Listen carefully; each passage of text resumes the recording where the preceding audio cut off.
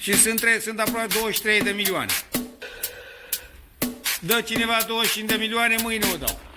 Adică vreau să-mi scot banii. O să spuneți cui.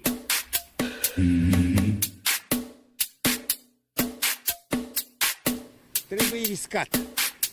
Câteva 2-3 milioane, nu știu. Că riști 2-3 să iei 50.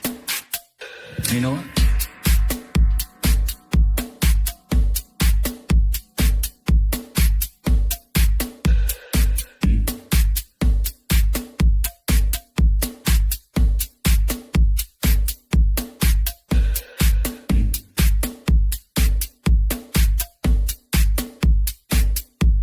Eu am trecut pe multe bombe, gloanțe, mitraliere, toate am trecut, bombe atomice, le-am trecut și unde sunt viu. I'm not leaving.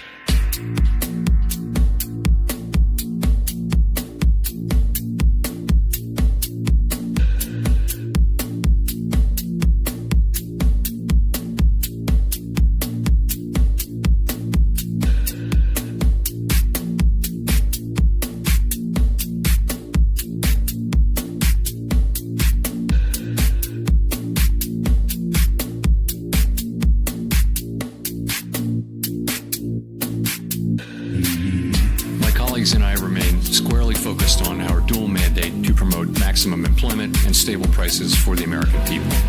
Today, the FOMC decided to leave our policy interest rate unchanged and to continue to reduce our securities holdings, though at a slower pace. Our restrictive stance of monetary policy has been putting downward pressure on economic activity and inflation, and the risks to achieving our employment and inflation goals have moved toward better balance over the past year. Again, I implore you to remember, fuck your puts, fuck your calls. Jay Powell has you by the balls. God bless my money printer.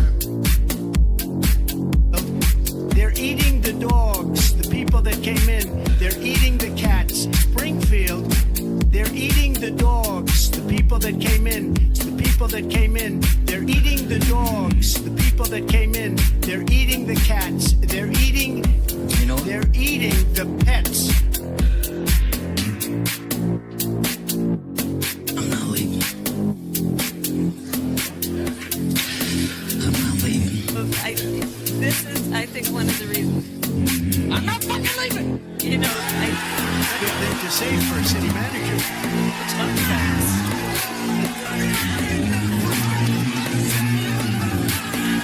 The show goes on. This is my home.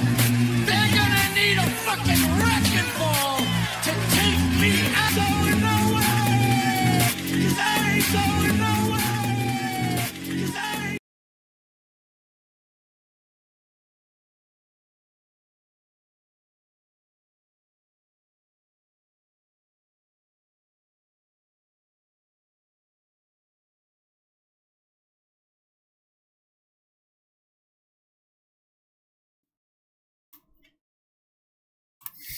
Oh, da, bum, suntem live, seara de cripto, episodul 21 din sezonul 9. S-a întâmplat, Michael Saylor a vândut Bitcoin, ați văzut că vreo 3500 de Bitcoin au fost vânduți de MicroStrategy, asta sunt undeva pe la 260 de milioane, având în vedere cât a cumpărat până acum, 260 de milioane, sunt vreo 0,5% de cât deține MicroStrategy și Michael Saylor în momentul de față. Dar asta probabil va avea un impact destul de mare pentru prețul Bitcoin pe viitor, poate pe termen scurt, median, bine, pe termen lung, eu cred că Bitcoin va avea un mare impact în ceea ce înseamnă Saylor, chiar dacă Saylor poate să vândă o perioadă mai lungă de timp. Pe de altă parte, vom face comparația cu ce se întâmplă cu Ethereum și cu Tom Lee, deoarece Tom Lee, în timp ce Michael Saylor vinde, Tom Lee cumpără, inclusiv azi noapte a cumpărat vreo 72 de milioane în ETH și vom face comparația între cele două, deoarece mi se pare destul de important și v-am pus și vouă întrebarea, cine credeți că va performa mai bine în următorul ciclu de piață, Bitcoin sau ETH? Câteva semnale foarte importante sunt acolo pentru ETH, dar asta nu garantează absolut nimic. Adică chiar dacă lucrurile arată foarte bine pentru ETH și din punct de vedere al tehnologiei, dar și din punct de vedere al acumulării în momentul de față și prețul stagnează de o perioadă lungă de timp, asta nu înseamnă că va performa mai bine decât Bitcoin în următorul ciclu. Dar probabilitatea desigur este acolo și vă voi spune și opinia mea, probabil o știți deja, iar ce s-a întâmplat în ultima săptămână cu Michael Saylor și cu vânzările de Bitcoin cumva îmi induce ideea că e o șansă foarte mare să se întâmple asta și ETH după vreo 8 ani de neperformanță versus Bitcoin să aibă o reacție în 2027-2028 sau chiar mai devreme. Vom discuta despre asta, votați și voi pe chat, da? Dacă credeți că va performa ETH sau va performa la fel Bitcoin mai bine decât ETH în următorul ciclu de bull, un ciclu de bull care din punctul meu de vedere va veni din nou pentru piața de cripto, cu toate că desigur multă lume nu mai crede în momentul de față după ce am asistat în ultimii 5 ani de zile la nivel de performanțe. Au fost și bune, au fost și rele, poate mai multe rele la nivel de performanțe. Vom discuta despre toate în acest live și poziționarea mea personală probabil o știți deja. Am încredere mai mare în ETH, deoarece este pe primul loc în portofoliu cu o pondere de vreo 40%, deosebire de Bitcoin care pentru prima dată de vreo 10 ani de cât sunt în piața de criptomonede e pe locul 2, ok, ca pondere. Întotdeauna era pe primul loc. Acum văd câteva lucruri diferite în ceea ce înseamnă Bitcoin, le-am mai discutat și în trecut și le vom mai discuta. Asta nu înseamnă că voi avea dreptate în final, poate chiar Bitcoin va performa extrem de bine în continuare și numai Bitcoin va performa, dar văd câteva lucruri diferite. Și dacă Bitcoin va fi cel care performează, e ok, încă mai am vreo 20 ceva la sută din poziția, din pondere în portofoliu în Bitcoin și portofoliul meu o să facă bine. Dacă Bitcoin se duce, nu știu, la 300-500 de mii, cum zic analiștii pe internet, și ETH, nu știu, rămâne tot în zona asta de aici, între zona de 1500 și 5000, chiar și în următorii 10 ani de zile. Cu toate că nu cred, dar vom face o comparație interesantă și vom vedea care sunt semnalele, deoarece ele sunt acolo. Clar că aceste semnale pot dura în timp, adică nu e să zici că dacă acum MicroStrategy vinde și Tom Lee cu Bitmain cumpără și ETH arată din ce în ce mai sexy, instant se va face tranziția și vei vedea cum ETH BTC se duce la stele și ETH va stagna o perioadă mai lungă de timp. Dar interesantă și opinia voastră, vă salut pe toți, vom discuta și despre Trump, deoarece iarăși face nefăcute. Cumva știți meme-ul ăla în care era unul care stătea în bancă și îi se umflau venele pe aici, deoarece nu se putea abține. Asta face și asta și făcut Donald Trump în ultimele 24 de ore, deoarece din nou s-a certat cu Iranul dubla 40, cel puțin. Din câte am numărat eu, cred că e dubla 40. De ce? Din nou, ăia că nu vor să renunțe la armele nucleare și acel ceasefire care trebuia semnat nu mai e semnat, deoarece Iranul, nu știu ce, a atacat pe acolo prin strâmtoarea Hormuz niște nave și din nou s-au supărat și s-au certat fix în momentul în care piața începuse un pic să urce și piața bursieră, care oricum a performat foarte bine, dar și piața de criptomonede avea așa o mică urcare. Acum volatilitatea nu mai e atât de mare ca în trecut, la ce zice Trump, cu toate că el ar vrea să facă asta, deoarece ați văzut, petrolul s-a dus sub zona de $70, era spre $70 și ce s-a gândit? Vrem prețul la petrol mai mare. Asta a și zis. Și se gândea, cum să manipulăm piețele. Și uite că a găsit din nou acea soluția fiind asta, adică soluția fiind din nou să spune că e rade de pe pământ. Știți cum acționează Donald Trump și toți cei din jurul Donald Trump la nivel de manipulare de piață? E bine, ați văzut că a cumpărat foarte multe acțiuni Donald Trump și toți din jurul lui Donald Trump, fix înainte ca Donald Trump să spună că face acel ceasefire, da? Deci face ceasefire-ul, înainte să facă ceasefire-ul, cumpără acțiuni și anunță ceasefire-ul. Pe urmă, vinde acțiuni și cel mai probabil asta s-a întâmplat, vinde acțiuni și pe urmă anunță că vine cel mai mare atac din istorie, țineți-vă bine. Dacă istoria ne spune ceva, ne spune că acest conflict este unul artificial, ok? E artificial, creat de Statele Unite, poate cu Iran, cu Israel, rămâne de văzut din punctul ăsta de vedere, dar din punctul meu de vedere e mai mult creat pentru manipularea piețelor financiare și pentru ca unii să profite de pe urma acestor manipulări făcute în piețele financiare. Deoarece ați văzut câți bani a făcut Donald Trump, dar și alții, nu numai Donald Trump, după ce a manipulat, să zicem, acest război, cu un sus în jos. Nu numai asta. A făcut aceeași mutare și cu tarifele, de care desigur nu mai știe nimeni nimic în momentul de față, erau foarte hot. Țineți minte, vine Donald Trump pune tarife și la pinguini. Da? Probabil înainte s-a vândut, s-a shortat, habar n-am. A venit Donald Trump, a anunțat cele mai mari tarife. Înainte ca Donald Trump să anunțe că tarifele alea le amână cu vreo 90 de zile prima dată, din nou cumpărători mari, fix înaintea acelui eveniment, vine Donald Trump și zice, le amânăm cu încă 30 de zile, pe urmă încă 90 de zile și pe urmă nu mai pune tarife la nimeni, deoarece ele în final sunt ilegale. Pare aceeași traiectorie pe care am văzut-o și de data asta, deci finalitatea va fi aceeași, ne ștergem de pe fața pământului și cel mai probabil săptămâna viitoare, de obicei luni, face taco și zice, ok, știi ceva, nu-i ștergem pe fața pământului, ci suntem aproape de deal. O ia și ăsta razna, adică o ia razna, nu că nu era razna în trecut, dar o ia razna, a confundat Iranul cu Republica Islamică a Japoniei. Nu că există așa ceva, dar se transformă ușor și ăsta în Joe Biden.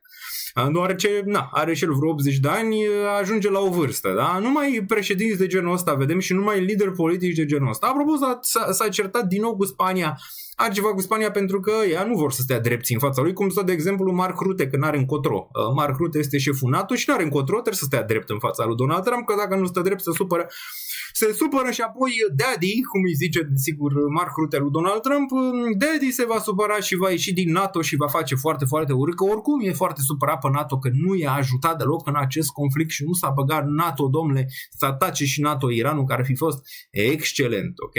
Bun, Donald Trump zice una, face alta, săptămâna asta zice ceva, săptămâna viitoare zice ceva, deja piețele nu mai au aceeași volatilitate cât au avut în trecut, dar după cum vedeți, bursa astăzi corectează, am vorbit și despre ea și corectează și zona de cripto, nu neapărat din punctul ăsta de vedere.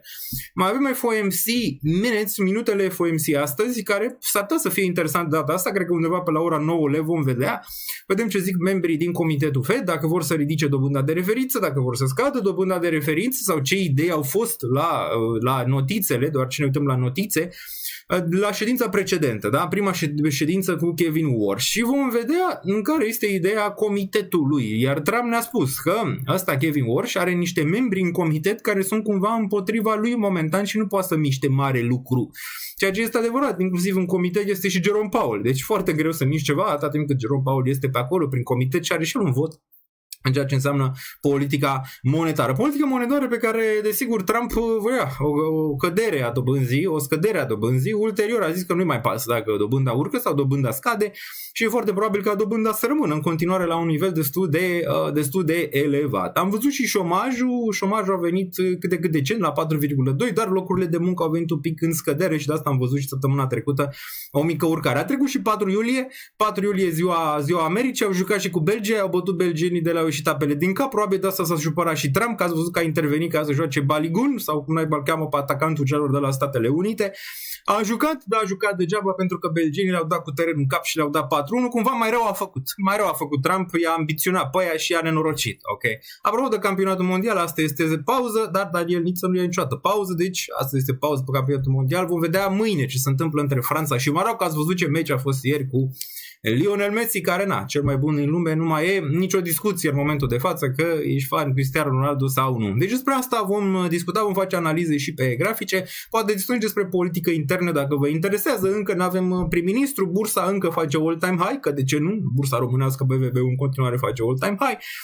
Iar reformele nu se mai fac în România, trăim așa la infinit. Cei care plătesc taxe sunt cei care sunt penalizați în continuare pentru că nu se întâmplă absolut nimic bun în momentul de față în administrația românească, dacă este o luăm așa. Da? Bun, dacă sunteți aici pe ce a lăsați un comentariu, spuneți-mi și despre ce subiecte vreți voi să mai discutăm. Desigur vom trece prin toate piețele financiare, ne vom uita și la aur, deoarece și el scade, și la argint, ne vom uita și la acțiuni, deoarece sunt câteva interesante de văzut. Vom face comparația între Bitcoin, ETH pe următorul ciclu și de ce e o șansă destul de bună să avem niște performanțe interesante de la ETH în viitor și sunt semnale peste tot, adică dacă te uiți inclusiv din zona instituțională, asta nu înseamnă că dacă sunt semnale se întâmplă imediat sau se întâmplă. Da? De asta e bine să nu pui toate ouăle într-un singur coș dacă te referi la ce ar putea urma din zona de cripto, care din punctul meu de vedere nu e moartă. Absolut, portofoliile noastre nu sunt într-o stare foarte bună, inclusiv al meu, asta e destul de clar, dar asta mă refer la portofoliul de criptomonede criptomonede, că mai am și unul de acțiuni care arată foarte bine,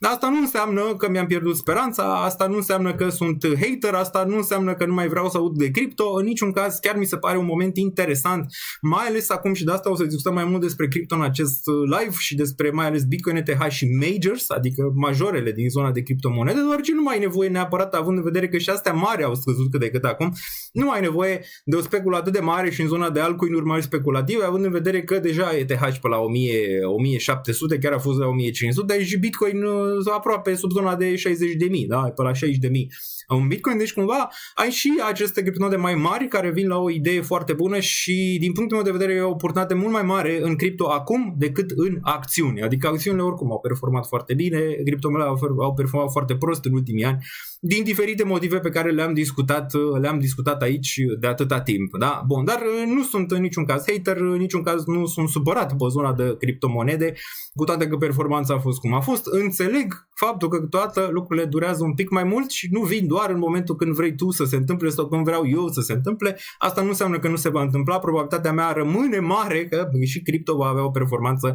foarte bună și vreau să fiu acolo poziționat destul de bine în momentul când se întâmplă, da? Dar văd că foarte multă lume este negativistă, foarte multă lume este hater, este de cu hate, să zicem, în spațiu online în momentul de față la nivel de cripto, că nu mai vor să audă de cripto și tot așa. E de înțeles și le înțeleg pe toate astea. E normal după o performanță slabă din punct de vedere al creșterii, să zicem, zonei de criptomonede împreună, că dacă te referi doar la câteva, zici ok, dacă nu le aveai pe alea câteva, era foarte, foarte rău și erai pe minus 80-90% dacă erai doar în altcoin-uri, să zicem, super speculative. Pe de altă parte, dacă erai în bursă, erai cel mai fericit, acum și în bursă puteai să o dai greș, să o dai în bară dacă erai în același lucruri speculative, nu știu, dacă nu aveai Mach 7 sau dacă nu aveai chestiile care au crescut, cum ar fi Palantir sau altele, Meta sau Tesla n-a crescut chiar atât de mult, Nvidia, de exemplu, și altele, poate și acolo era, să zicem, o tristețe din punct de vedere al portofoliului, dar cred că mulți dintre noi de aici din comunitate care avem acțiuni am avut și acele acțiuni în portofoliu, ceea ce este grozav, da, bun. Dar, din nou, dezamăgirea, da, rămâne. Asta nu înseamnă că dacă e o dezamăgire trebuie să renunți și, din punctul meu de vedere, nu ar trebui să renunți la investițiile în cripto, mai ales dacă ai ajuns până aici, chiar dacă e greu. Da, e o perioadă foarte dificilă pentru tot spațiul de cripto și toți cei care activează în zona de criptomonede. Așa este, absolut. Bun, vedem cine este pe chat, să vedem aici. Moderna, implicit, zona health care merge în sus. De Moderna am vorbit, dacă țineți minte și erați pe live, vă ziceam că arată foarte bine, a și atins targeturile respective de 7780, ne vom uita imediat pe ea, doar ce în continuare cred că mai poate duce un pic Moderna, doar ce zona de health, de partea asta e destul de interesantă acum. Moderna oricum a fost foarte mare, știți foarte bine, cu COVID crash atunci, deoarece s-a făcut zona de vaccin și toate cele. Vorbim și despre asta, ați văzut România că trebuie să dea cât de 600 de milioane, 700 de milioane, nici nu știu, celor de la Pfizer, dacă nu țin eu bine minte, deci cei de la Pfizer au de luat de la România mai mult de jumătate de miliarde. De ce? România a luat mai multe doze de vaccin decât poate trebuia, cu toate că în momentul ăla era greu să decizi câte doze ai nevoie. România a luat mult mai multe doze decât era nevoie, apoi România a spus că nu mai are neapărat nevoie de dozele respective, dar n-a trimis pe nimeni să negocieze, da? Contractul respectiv. Iar el a mers mai departe în formula în care era semnat cu cei de la Pfizer, iar cei de la Pfizer au zis, vă livrăm zona de vaccin, vă livrăm vaccinurile respective, dați-ne banii, doar ce n-a venit nimeni să negocieze. România și Polonia, da? Deci două țări. România și Polonia, singurele țări care n-au renegociat contractele cu Pfizer și trebuie să dea vreo 600 de milioane din banii cui? Desigur nu din banii politicienilor, ci din banii dumneavoastră, celor care vă uitați la acest live și sunteți oameni corect și plătiți taxe în fiecare zi la buget. Iar România nu plătește și desigur s-au blocat conturile celor de la Romața și sunt probleme pe zona de transport, mai ales aerian. Eu trebuie să plec din țară în următoarele zile și zborurile mele am văzut că deja au probleme. Deci nu știu dacă neapărat din cauza asta, dar țineți cont că dacă mai plecați din România în următoarele zile, e posibil să aveți ceva probleme, că multe zboruri să nu se întâmple din punctul ăsta de vedere. Dar da, România este România în continuare și pare că nimic nu s-a schimbat, că a câștigat X, că a câștigat Y, exact cum v-am zis și în trecut. aceiași politicieni care se tot învârt pe la ciolan și pe la putere și nu fac nimic pentru dumneavoastră, ci fac pentru buzunarul lor și nici măcar nu prea lucrează, pentru că s-a văzut aici în acest caz. Acum, cine este vinovat în cazul ăsta că s-au blocat conturile de la Romața și România trebuie să dea 600-700 de milioane de euro celor de la Pfizer, că e ordin judecătoresc, deci, dacă nu dă, ați văzut ce s-a întâmplat.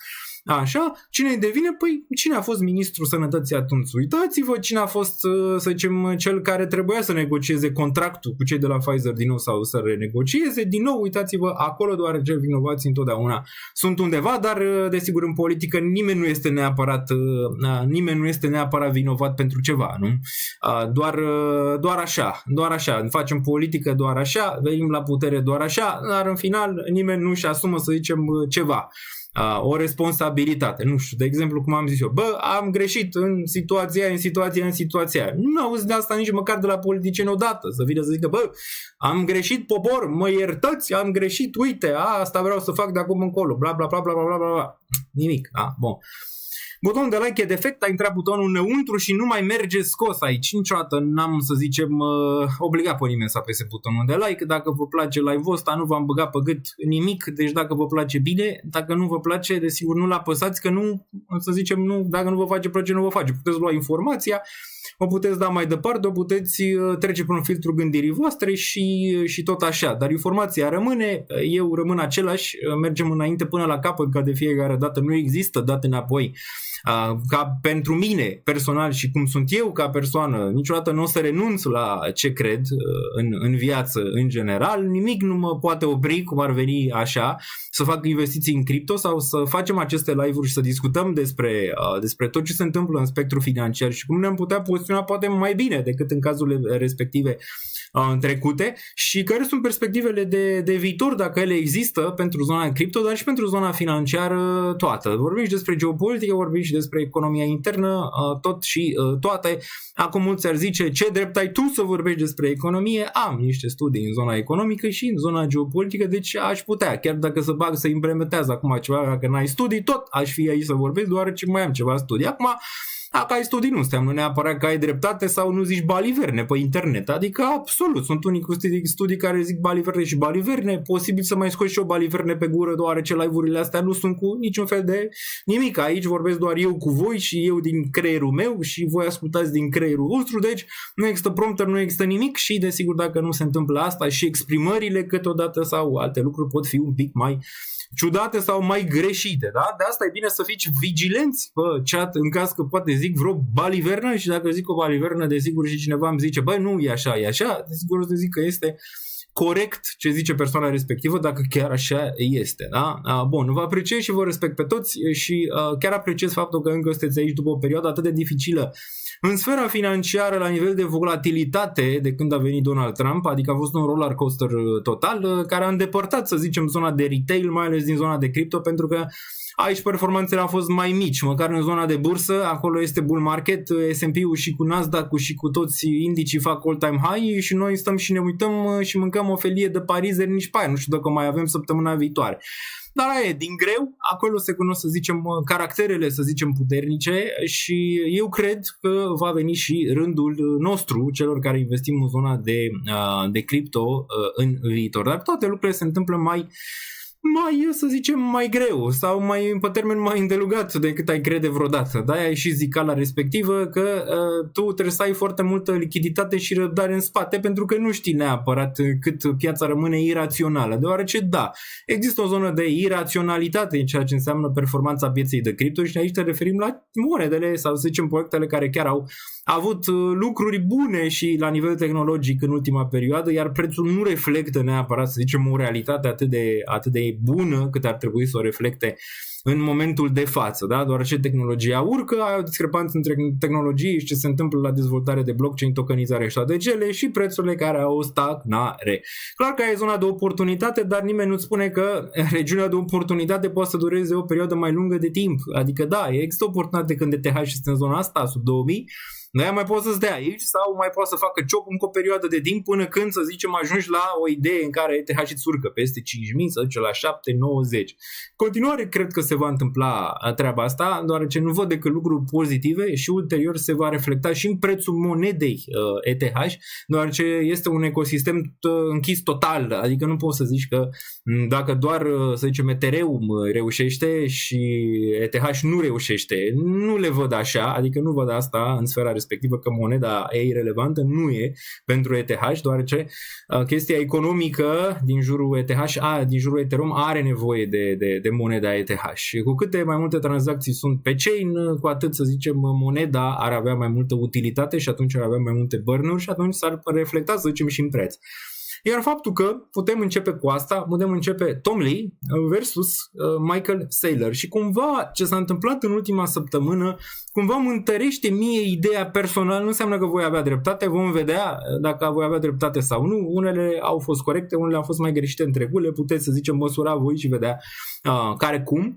De asta luați, să zicem, informația de fiecare dată și treceți-o până filtrul gândirii voastre. Eu pot să fiu bias în multe situații, mai ales că am ETH pe primul loc în portofoliu. Încerc să fiu cât mai obiectiv posibil, adică să văd și lucrurile rele într-o performanță proastă a ETH versus Bitcoin, dar și lucrurile bune sau semnalele bune care vin. Iar semnalele bune sunt următoarele. Tom Lee versus Michael Saylor. Michael Saylor, care a cumpărat foarte mult Bitcoin și țineți-vă bine, a cumpărat de când Bitcoin era pe la 10-15.000 de dolari. A început în 2020-2021, în perioada respectivă, și a tot cumpărat la fiecare preț. A luat și la 15.000, a luat și la 20.000, a luat și la 30.000, a luat și la 40.000.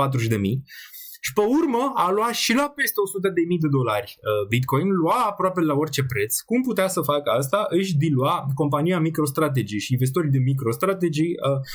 Asta era strategia, să zicem, companiei și împrumuta foarte mulți bani contra companiei pentru a putea cumpăra Bitcoin. Iar strategia asta a mers și a atras și mai mulți investitori o perioadă lungă de timp. A ajutat și prețul Bitcoin, dar poate nu atât de mult cât ți-ai imagina, având în vedere că, uite, acum a vândut și prețul Bitcoin în timp ce Saylor vindea, urca. Și te-ai întrebat cum, deoarece Saylor a văzut că nu impactează prețul neapărat nici măcar la nici măcar când cumpără, adică la urcare, asta îi ziceam și lui Peter Schiff. Peter Schiff zicea să vedeți ce se întâmplă cu Bitcoin în momentul în care Saylor vinde. Păi și uite, Saylor a vândut și nu s-a întâmplat mare lucru cu prețul Bitcoin, adică chiar a crescut în momentul când Saylor a zis că vinde 216 milioane și când a anunțat, da, a fost un mic dip, dar apoi Bitcoin din nou a urcat. Ok? Deci nu are, să zicem, un impact atât de mare pe cât crezi, decât la nivel psihologic al investitorului. Da, clar că dacă Saylor zice că vinde și în trecut zicea că nu o să vândă niciodată Bitcoin și țineți minte bine, în 2022-2023 vă ziceam că Saylor va vinde și mulți ziceam nu, că nu poate să vândă, că se duce cu el până la capăt. Și vă ziceam, nu poate să meargă așa. Plus, am avut o încredere și mai mare că va vinde când a creat STRC-ul. Din nou un alt instrument on top of Bitcoin de leverage, că asta face de fapt. Da? Cu dividende care dădeau undeva la 11% dividende dacă cumpărai acele obligațiuni pe care Saylor le punea pe piață și îți dădea, să zicem, trimestrial sau în fiecare lună sau ceva de genul ăsta 11%. Ei cu banii respectiv din STRC se duceau din nou să cumpere Bitcoin. Ok? Și aici e o problemă, deoarece ești pe datorie, tu trebuia să dai înapoi din banii respectivi. Da? Și aici a intervenit o problemă foarte mare pentru Bitcoin. Mulți din piață au văzut asta, mulți investitori inteligenți au văzut asta și au zis ăsta este un Ponzi. Adică STRC-ul, nu partea cu MicroStrategy, ci STRC-ul simplu, da? Că nu poți să ții la infinit, plus că dacă Bitcoin are performanțe slabe, atunci o să ai probleme și cu STRC-ul, că o să pice și nu o să mai rămâne la aceeași paritate de $100, unde el la $100 putea în continuare să împrumute și să plătească acel dividend de 11%. Întrebarea investitorilor era de unde venea acel dividend de 11%, adică de unde scotea el bani, pentru că Bitcoin nu face yield. Okay? Să vede de ETH și Bitcoin n-are yield. De unde scoți yield-ul respectiv? Poți să-l bagi în diferite DeFi-uri, rep-uri, dar tot rep ETH și Bitcoin poți să faci în zona respectivă, dar e un pic mai complicat și mai greu. Deci nu avea de unde să scoată yield-ul și când nu știi de unde vine yield-ul, de obicei tu ești yield-ul de fiecare dată, da? Și ați văzut probabil că s-a dus la $75. Da, odată ce s-a dus pe la $75, Saylor desigur s-a panicat și de la cumpăra Bitcoin la orice preț și nu a vinde niciodată, apoi a zis că voi să nu vindeți niciodată. Eu pot să vând. Și a vândut, ceea ce anticipam că se va întâmpla. Problema mare acum, că de ce, să zicem, vă ziceam, dacă Saylor vinde, e o parte bună pentru Bitcoin și va crește și s-a întâmplat, a crescut. Acum n-a vândut suficient de mult, doar 200 de miliarde din 250 de milioane de dolari în Bitcoin față de câte miliarde are el, nici nu mai știu câte miliarde are în Bitcoin, e vreo 0,5%. Dacă o ține tot așa, atârnă foarte greu pentru Bitcoin, deoarece, nu știu, vinde Saylor mâine, vinde peste o săptămână, vinde peste 3 zile, mai vinde săptămâna viitoare, ce face? Mai cumpără, dă faliment, face implozie Bitcoin, adică atârnă foarte greu în momentul de față Saylor pentru Bitcoin. Și ziceam eu chestia respectivă, ca Bitcoin să supraviețuiască, Saylor trebuie să moară, între ghilimele, adică el să-și reducă din poziția pe care o are, fie să facă implozie. Dacă are făcut implozie, era extrem de bullish pentru Bitcoin, cum a făcut FTX, țineți minte, în 2022, dar Saylor e un animal diferit. Și el nu o să facă implozie. Și asta înseamnă că poate să afecteze ciclicitatea Bitcoin, adică Bitcoin să fie într-un range mai lateral sau în jos o perioadă lungă până când vedem ce se întâmplă cu Saylor. Pe de altă parte, îl avem pe cel de la Bitmain, îl avem pe Tom Lee. Tom Lee, care este un investitor un pic mai vechi în piețele de criptomonede, să zicem, înțelege mai bine piețele de criptomonede și zis că el nu-și va lua niciodată datorie pe care nu poate să o plătească înapoi. Și asta e o atitudine mult mai bună, dacă mă întreb pe mine, în raport Bitcoin ETH și strategia lui Saylor versus strategia lui Tom Lee. Tom Lee cumpără, dar cumpără cu cât își permite, ok? Nu cumpără cu ce nu își permite. A făcut și Tom Lee, să zicem, un fel de yield pe care să-l dea investitorilor, totuși el face profit în poziția de ETH. Că ETH urcă, că ETH scade, el tot face câteva milioane, să zicem, în fiecare lună din faptul că ETH se pune la staking. Adică face 2-3% măcar pe an. Măcar din ăla 2-3% el poate să dea înapoi investitorilor în fiecare an, da? Din poziția respectivă pe care poate să o vândă să dea înapoi. Mi se pare mult mai așezat din punct de vedere a unei strategii pe termen lung de acumulare ETH. Știm foarte bine că vrea să acumuleze 5% din supply. Tom Lee are vreo 4,7-4,8 în momentul de față. El numește chestia asta alchimie, adică zona de alchimie perfectă, 5% din supply. A zis că nu vrea să o vândă momentan și n-are de ce, spre o deosebire de Michael Saylor. Tom Lee poate să țină 100 de ani poziția de ETH dacă vrea. Așa, în continuare, chiar dacă este pe o pierdere nerealizată de vreo 12 miliarde, deoarece nu trebuie să vândă nu trebuie să vândă ca să dea înapoi investitorilor, cum trebuie să facă Michael Saylor, da, când e sub MNAV 1, așa ați văzut că trebuie să vândă Bitcoin. Deci mi se pare o strategie mai bună pe care o are Tom Lee spre deosebire de Michael Saylor. Iar inflația ETH pe ultimul an din nou este sub inflația Bitcoin. Okay? Mi se pare că e la 0,3-0,4 inflația ETH.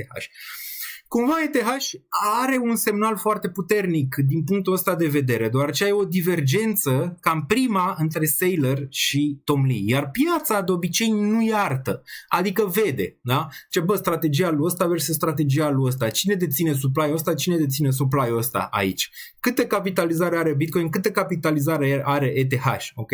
Atunci investorul zice, mi se pare mai interesant să pun mai multe jetoane pe ETH, are și potențial de creștere, nu l-are în spate nici pe Saylor, are un mecanism Tom Lee mult mai bun, Tom Lee este mult mai bine băgat în sfera de hedge fund-uri, de investitori mari și toate cele și comunicații bune pe zona respectivă decât are Michael Saylor, da? Și cu zona de ETF-uri și cu alte entități, da? Deoarece așa cum te uiți tu la Tom Lee, e un investitor bun dacă iei tot ce a făcut până acum, a investit în lucruri foarte bune de-a lungul timpului și a avut dreptate de mult mai multe ori decât a greșit în zona de investiții. Deosebire de Saylor, care s-a dus acțiunea lui în 1999 minus 99, ceva la sută și acum din nou are probleme, să zicem, destul de mari. Numai dacă iei asta, o să mai vorbim și de alte lucruri, numai dacă iei asta, ETH devine mai interesant din punct de vedere al unei investiții, din punct de vedere al reward-ului, adică riscului versus recompensei pe următorii ani de zile, ok? Cel puțin asta cred. Iar când piața își va dea seama, cred că deja începe să-și dea seama de acest lucru, cred că o bună parte din capital va migra spre ETH. Marea spaimă a Bitcoin maximaliștilor sau în general a spațiului de cripto e că dacă se întâmplă asta, Bitcoin e terminat și probabil va fi o perioadă lungă de timp. Păi imaginează, da? Dacă piața își dă seama, băi, ETH are yield foarte bun, adică măcar poți să faci ceva cu el, are 2-3%. Ok, în top of ETH poți să construiești. Ok, el are pe Tom Lee, care are, să zicem, lucruri mai bune în spate la nivel de strategie decât Michael Saylor. Ești la un 8 ani de trend descendent între ETH și BTC și acum pare că îți vine la un nivel de suport, să zicem, istoric din punctul ăsta de vedere. ETH are, să zicem, narative mai mari decât Bitcoin în perioada viitoare. Dacă le iei pe toate așa, atunci și investitorul, să zicem, mai mare, cel din ETF-uri, poate să ajungă la această idee. Dar dacă va ajunge, imaginați ce se va întâmpla dacă să ai, să zicem, o urcare pe ETH BTC mai mare în următorii ani de zile și să ai flow-uri care ies din Bitcoin și intră în ETH. Atunci ar fi o mare problemă pentru Bitcoin pe o perioadă, să zicem, un pic mai lungă de timp, deoarece ați văzut că capitalul se duce unde urcă și unde câștigă. Dacă ETH câștigă, plus că și inflația devine din ce în ce mai sexy pentru ETH, dacă ETH câștigă, atunci Bitcoin o să aibă foarte mari probleme în viitorul apropiat. Și de asta până acum, mare parte din spațiul de cripto s-a învârtit în jurul Bitcoin, iar toată infrastructura a făcut în așa fel încât Bitcoin să nu dea greș și să poată să-și facă, să zicem, ciclicitate. E bine, nu cred că se va întâmpla asta în următorii ani și v-am zis, ăsta este pariul meu pentru următorii ani. Când se schimbă, să zicem, lichiditatea din zona de cripto și actorii din zona de cripto, e o probabilitate mai mare să se întâmple lucruri un pic mai diferite față de cazurile precedente. Acum vom vedea dacă așa este sau din nou Bitcoin va avea aceeași traiectorie, se va duce la 200, 300, 400, 500 de mii și ciclurile de 4 ani vor continua în același aspect, dar trebuie să ne uităm, să zicem, să analizăm lucrurile așa cum sunt ele la nivel fundamental și la nivel de ce se întâmplă între Bitcoin, ETH și celelalte, să zicem, monede care activează în acest spațiu de criptomonede. Da? Bun, cam asta este ideea, să zicem, principală între ETH și Bitcoin. Consider că ETH va avea partea ei, iar în momentul când o va avea, probabil nimic nu va mai crește, adică poți să ajungi la o piață de cripto în care ETH să ia locul Bitcoin în următorul ciclu de piață, în care Bitcoin să mai stagneze, nu neapărat atât de mult, adică poate să facă și Bitcoin un all-time high, dar să n-aibă, să zicem, aceeași performanță care a avut în ciclurile precedente, iar ETH să sugă toată lichiditatea din zona de cripto, lichiditate de unde? Păi din monede precum Ada Cardano sau din monede, nu știu, precum Polkadot sau din monede altele care, să zicem, n-au reușit să facă ce și-ar propune să facă. Deoarece la un moment dat trebuie să ai și o curățare de genul ăsta. Cele care chiar au utilitate acolo ar trebui să câștige, spre deosebire de cele care nu au utilitate, n-ar trebui să câștige și ar trebui să aibă o corecție destul de mare și miliardele alea care sunt băgate în ele ar trebui ulterior să intre în cele care, să zicem, au utilitate. Nu e doar ETH pe zona de utilitate, am mai vorbit, sunt mult mai multe, acum poate le numeri pe o mână sau dacă, să zicem, pe o mână și pe două mâini și pe două picioare, să zicem, poți să le numeri pe cele care au utilitate din zona de cripto, dar există. Și eu zic că următoarea zonă de bull va fi dictată de, în sfârșit, zona de blockchain și zona de cripto, care va veni la o utilitate, care piața zice că zona de cripto e inventată pentru o problemă care nu există. Eu zic că acea problemă deja este și această problemă vine din zona de tokenizare a tuturor asset-urilor planetare. Mi se pare, să zicem, o problemă bună pe care blockchain-ul probabil o va rezolva și deja o rezolvă sub ochii noștri în următorii ani de zile. Da? Plus altele care probabil nu ne gândim la ele, țineți cont că nici Nvidia n-a avut, să zicem, o problemă pe care să o rezolve până când inteligența artificială nu s-a creat.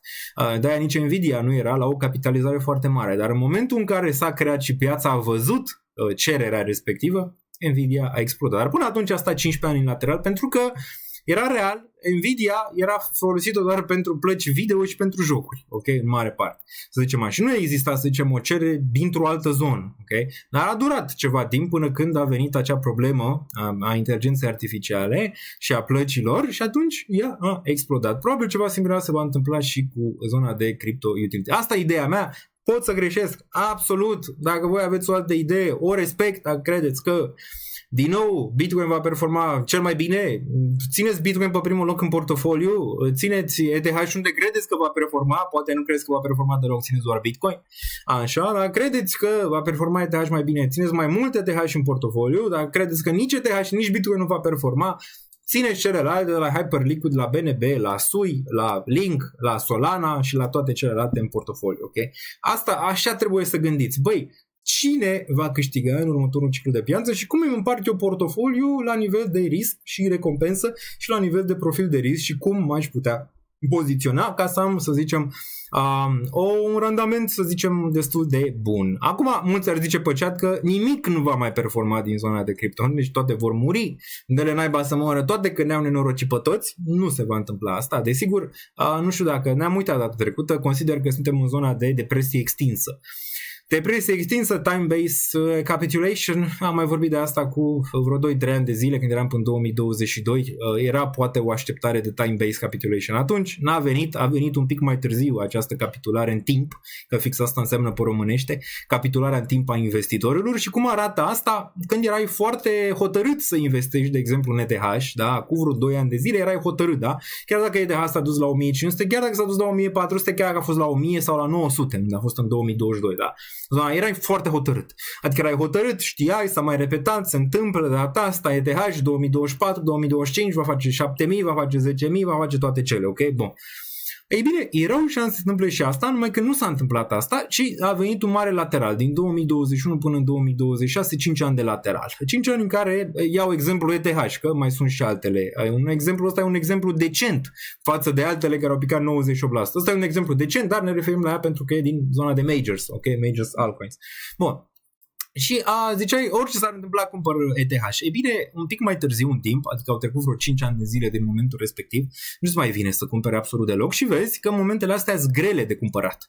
Grele deoarece te apasă psihologic, te apasă din toate punctele de vedere, poate nu mai stai nici bine financiar, nu neapărat din cauza cripto, dar din alte motive personale, poate economia nu mai arată bine, poate taxele devin și mai mari sau alte lucruri se întâmplă în jurul tău care te duc la o idee că devii negativist, că nu se va mai întâmpla, că nu va mai crește de la cumpăr ETH la orice preț și merg cu ea până la capăt. În 2025 la nu mai vreau să aud de ea, nu mai cumpăr pentru că nu se va duce la zero sau pentru că în final va eșua. Dacă faci investiții, fă investiții în chestii pe care le înțelegi, pe care le poți vedea, ok, că cresc sau scad din punct de vedere al capabilităților de on-chain, dacă te referi la cripto, sau financiare, dacă te referi la acțiuni, și fă investiția aia pe termen lung, ok? Fă-o pe termen lung și nu renunța la ea numai că ți-a mers în lateral 5 ani de zile, ok? Mergi mai departe, dacă nimic fundamental nu s-a schimbat, nu înseamnă că e vina ETH că a stat în lateral în mare parte, poate nici măcar nu e vina ta că a stat în lateral, ci pur și simplu așa merge piața câteodată. Asta s-a întâmplat și la acțiuni, asta s-a întâmplat și la metale, nu suntem noi speciali aici în zona de criptomonede, în niciun caz, adică asta se tot întâmplă în sfera financiară, în diferite situații și în diferite zone, ok? Și acum ne-a trântit-o la noi, adică ne-a trântit nouă în zona asta de lateral sau de neperformanță, să zicem așa. Nu va ține la infinit, asta este clar, dar asta vă ziceam, de la a veni la ideea că cumpăr la orice preț și țin până când urcă, la ideea în care vând pentru că nu se va mai întâmpla nimic. În partea respectivă erai într-o zonă, să zicem, de o capitulare mai rapidă, în care credeai că își va reveni. De data asta ești într-o capitulare mai pe termen lung și aici cumva și investitorul vechi înțelege, poate nu înțelege, vine la o idee că nu se va mai întâmpla. Și asta e fix acea zonă de depresie în care majoritatea spun cât de idiot am fost. Cât de idiot am fost. Dar asta e partea, să zicem, ultimă a unui ciclu. Numai că ea nu știi cât durează. Poate durează o lună, 3, 9 sau cât a durat la noi. Nu e să zici că am fost în depresie de 5 ani, dar de un an de zile, cred că din octombrie, e depresia aia de time-based capitulation foarte mare.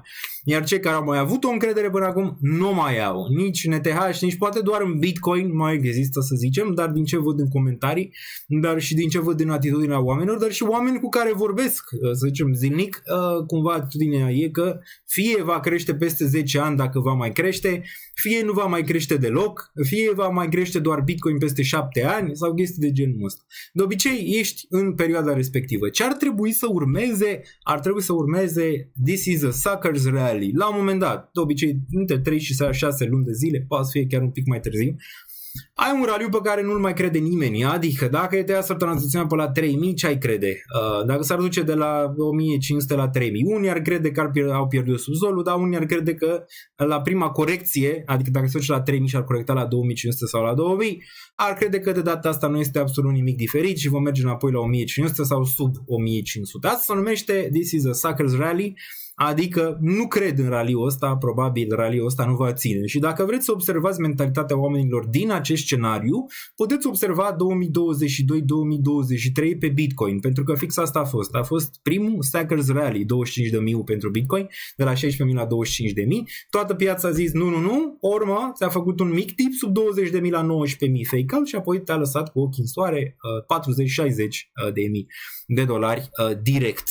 Probabilitate foarte mare să vedem asta și de la ETH, deoarece cred că ETH și nu Bitcoin pe următorul ciclu, deoarece face cel mai mare sens din punctul meu de vedere per date. Și ne vom mai uita, și la cum arată graficul, dar și din multe alte puncte de vedere. Rămâne de văzut ce performanță va avea Bitcoin. Întâi trebuie să găsim un subsol, trebuie să confirmăm și de-abia apoi putem vedea, să zicem, ce performanțe ar mai putea avea și Bitcoin. Poziția de Bitcoin nu o să o vând, cea care mai mi-a rămas, am vândut, știți, 40%, din ETH n-am vândut nimic, nu mă grăbesc nicăieri, am aceeași credere pe care am avut-o de când am cumpărat ETH undeva prin 2017, da? Prima dată. Deci am aceeași încredere, facem 10 ani, încrederea mea în ETH nu s-a clintit în niciun caz și am vândut foarte puțin ETH de-a lungul timpului, deoarece chiar cred că asta la un moment dat va avea o direcție foarte, foarte bună. Dar nu vă bazați doar pe ideile mele, faceți și analizele voastre, nu vă aruncați în investiții prea tare, dacă nu le puteți suporta pe termen lung,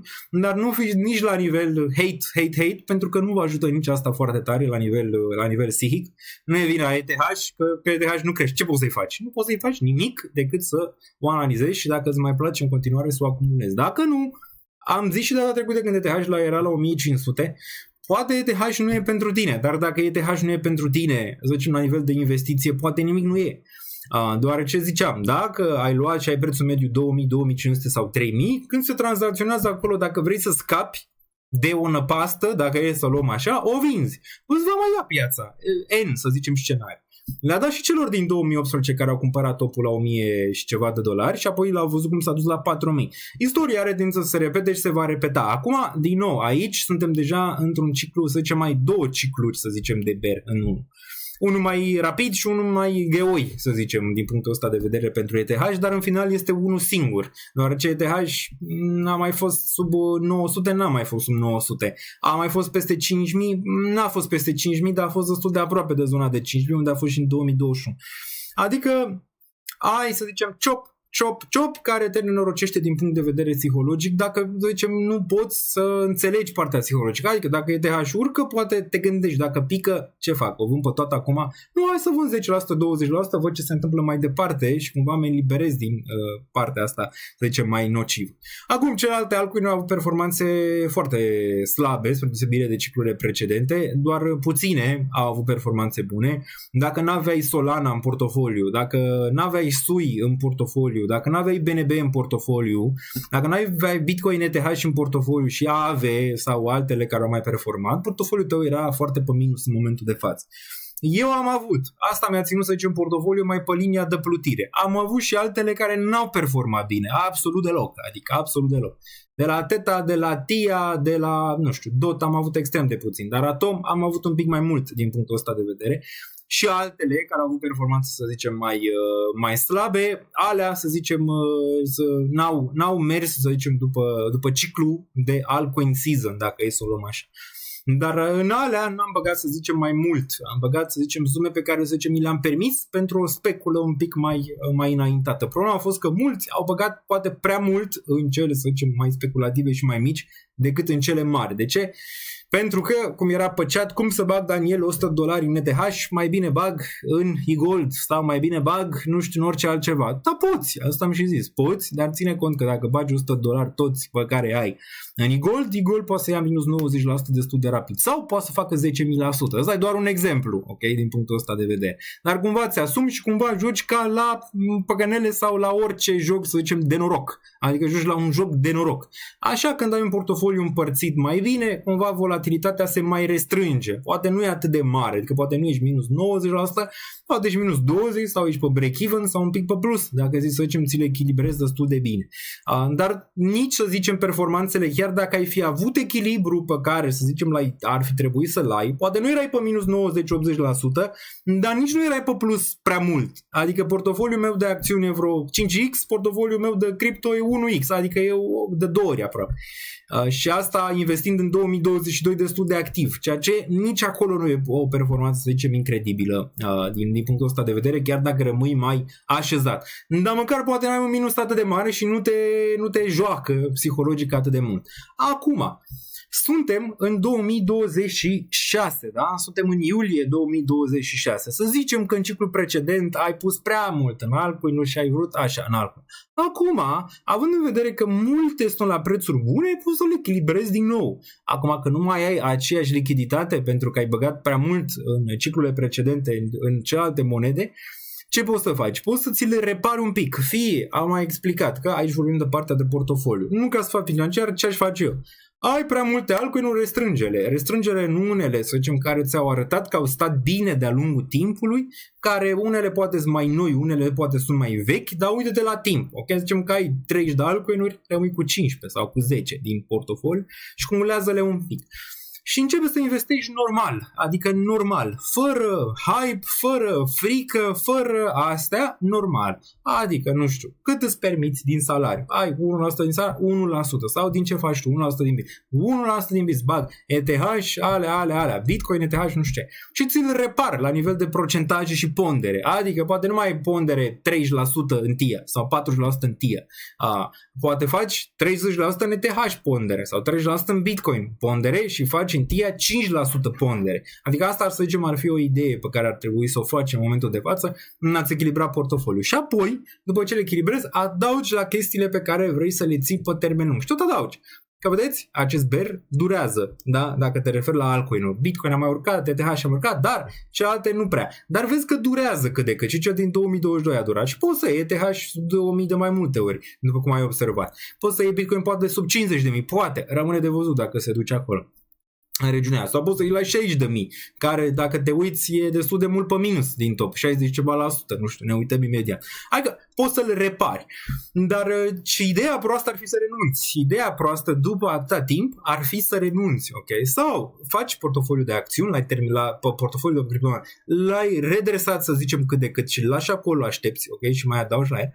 Te duci și pe acțiuni, zici ok, hai pe acțiuni să vedem dacă mai am capital aici, să vedem cum arată, dacă n-ai deloc. Și zici ok, acțiunile sunt foarte sus în momentul de față, merită să intru la prețurile astea? Nu. Atunci hai să-mi aleg o acțiune care o cred eu că reacumulează în momentul de față, nu știu cum ar fi Amazon, nu ca să financiar. Așa.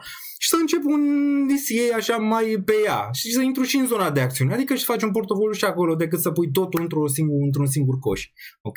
Bun, hai să vedem cine ai pe chat, dați comentarii dacă sunteți pe chat și chiar ce credeți voi, adică că se va întâmpla mai departe, orice idee, adică mă uit la ea dacă e să zicem scrisă într-un mod corect, fără să zicem injurii sau altele, nu înseamnă că eu am dreptate mereu, chiar dacă sunt investitor în zona de cripto și în zona financiară de 10 ani, nu înseamnă că am dreptate mereu. V-am mai explicat și cei mai buni investitori din lume peste mine au perioade în care performează foarte slab la nivel de portofoliu. Unul dintre ele, desigur, este Michael Burry, care acum și-a mai revenit după ani de zile în care ați văzut că tot a shortat piața, a shortat-o și a pierdut. Acum pare că și-a mai revenit un pic, deoarece a shortat Palantir, ceea ce vă ziceam și eu, că Palantir e de shortat și în continuare Palantir se va duce sub 100. Da. Bun, salutare. Deci chestia e nu renunțați la investiții pentru că asta vă face creierul în momentul de față. Creierul joacă la extreme. Chiar dacă poate voi știți de toate astea, voi știți, da? Că mă întreba cineva și acum țin minte. Băi Daniel, când toată lumea știe toată partea asta de psihologie a pieței, că-ți face asta, cum nu toată lumea face bani? Acum aveți răspunsul, pentru că lucrurile pot dura o perioadă mult mai lungă de timp până când te faci să capitulezi de tot, emoțional, cu bani, cu orice te face, dar ce piața nu este prietena ta. Chiar dacă știi să zicem jocul, el se poate schimba, el se poate desfășura diferit, el poate fi într-un alt fel în care nu ți-ai imaginat niciodată și te lovește dacă tu nu ești echilibrat. Chiar dacă ești echilibrat, tot te lovește într-un fel, ok? Trebuie să reziști și să supraviețuiești. Dar nu e idee bună să renunți, eu niciodată n-am renunțat, altfel nu eram aici. Dacă renunțam de-a lungul timpului la toate piedicile pe care le-am avut până acum, nu mai existam aici pe internet, nu mai existam ca investitor, nu mai existam ca trader, nu mai existam ca nimic. Ai perioade mai proaste care pot dura, știi cum e în general, când câștigi, câștigi, când pierzi, când câștigi. Acum ești într-o perioadă, să zicem, în care poate lucrurile arată un pic mai negativist și mai negativ din punct de vedere al portofoliului, din punct de vedere a ta emoțional, din toate punctele de vedere. Încerci să cauți în toate zonele ce să faci, cine-i de vină, ăla. Nu renunța, ok? Nu renunța pentru că cel mai probabil e o probabilitate foarte bună ca în următorii ani, dacă renunți, din nou să vezi cum lucrurile își revin și din nou fără tine. Și asta s-a întâmplat mereu la piețele financiare, mereu, ok? Bun, zici bine, nu renunța la investiții, dar nu în altcoin-uri. Acum a trecut lumea pe să facă DCA pe ETH, e gata. N-aș zice, dar poți să faci și pe altcoin-uri DCA, dacă îți permiți, ok, să le faci. Adică dacă ai 50% într-un altcoin, atunci soarta ta poate să fie una de milionar sau una de om care cerșește la colț, dacă îți bagi toți banii și ai 50% sau 70% sau un singur altcoin, ok? Sau dacă ai 10 super speculative, ok? În punctul ăsta de vedere. Nu zice nimeni să nu speculezi în altcoinuri, adică în continuare poți să speculezi în altcoin, cum poți să speculezi și în bursa americană în acțiuni mai speculative. Bă, dar nu specula 50% din portofoliu sau 80% din portofoliu sau tot portofoliu. Speculează 10%, 5%, 2% cât îți permiți pe profilul de risc și nu e o problemă. Nu e. Ok, să zicem că toate fondurile mari speculează. Ok, toate ați văzut. Acum cripto e specula lor. 2% din portofoliu, 5% din portofoliu, unele bagă 10% din portofoliu în cripto. Și la ei nu e speculă? Este, dar 90% sunt în chestii mai solide, să zicem, pentru că acolo omul, să zicem, își permite să le bage din punct de vedere al riscului, ok? Dar își permite și un 2-5-10% să speculeze în altceva. De ce? Dacă vine o perioadă de exuberanță, să zicem, pe zona de altcoin-uri, atunci poți să faci un mare FOMO dacă n-ai deloc, să zicem. N-ai Hyperliquid, n-ai Solana, n-ai ETH, n-ai, să zicem, Chainlink, n-ai Aster, n-ai. Și le vezi pe toate că urcă la un moment dat. Și faci FOMO în momentul ăla, zic, bă, n-am și cumperi topul. Dar dacă ai 5% în toate astea sau 10% în toate astea și astea nu îți vor performa deloc, adică nu vor avea nicio performanță, să zicem că toate se duc la 0 și Bitcoin se duce la 1.000.000 și ETH la 500.000. Bă, tot bine o să fii, că ăla 10% nu se simte pe lângă 90% sau 80% sau 70% în portofoliul tău care e în altceva. Nu e problema de speculă în altcoin-uri, e problema de cât bagi în ele și cât îți permiți din portofoliu. Nu ce nimeni să nu speculezi în ele dacă tu îți permiți la nivel de risc. Dacă nu îți permiți la nivel de risc, atunci e o problemă majoră. Okay. Bun. Exact asta fac, nu mă dau bătut pe cripto, acumulez ETH, puțin BTC, Aave, Condo, etc. Dar am început și pe bursă, 3 ETF-uri și Amazon ușor lunar. Ca Vlar mi se pare o idee decentă, dar să zicem, fă ușor, piața nu pleacă nicăieri, după cum ai observat. Nu pleacă nicăieri, o perioadă lungă de timp poate să nu se întâmple absolut nimic. Dar în perioada aia, tu vrei cât poți să pui pe chestiile pe care le-ai analizat și crezi că vor ferma. Și în momentul când se va întâmpla, tu o să iei laurii. Tu, nu eu, tu o să fii cel care o să ia laurii. Sau nu, dacă nu se va întâmpla. Da? Dar asta e, în orice investiție trebuie să ai și un risc. Poate unul mai mare pentru unii investitori, poate unul mai mic pentru alți investitori. Depinde ce investitor ești. Dacă ești un investitor care își permite să facă, să zicem, un swing mare, atunci poți să bagi în chestii mai speculative. Dacă nu, nu. Acum, în ultimii ani, probabil mulți dintre voi v-ați aflat, să zicem, cât de cât profilul de risc. Chiar dacă eu vă ziceam pe fiecare la profilul de risc. Mă întreba, cum să investesc în asta, să investesc în aia, să investesc în aia. Vă zic, da, dacă ai profil de risc mic, 2% în altcoin ăla. Sau 5 maxim, cum fac eu, că asta e regulă de bază, ok?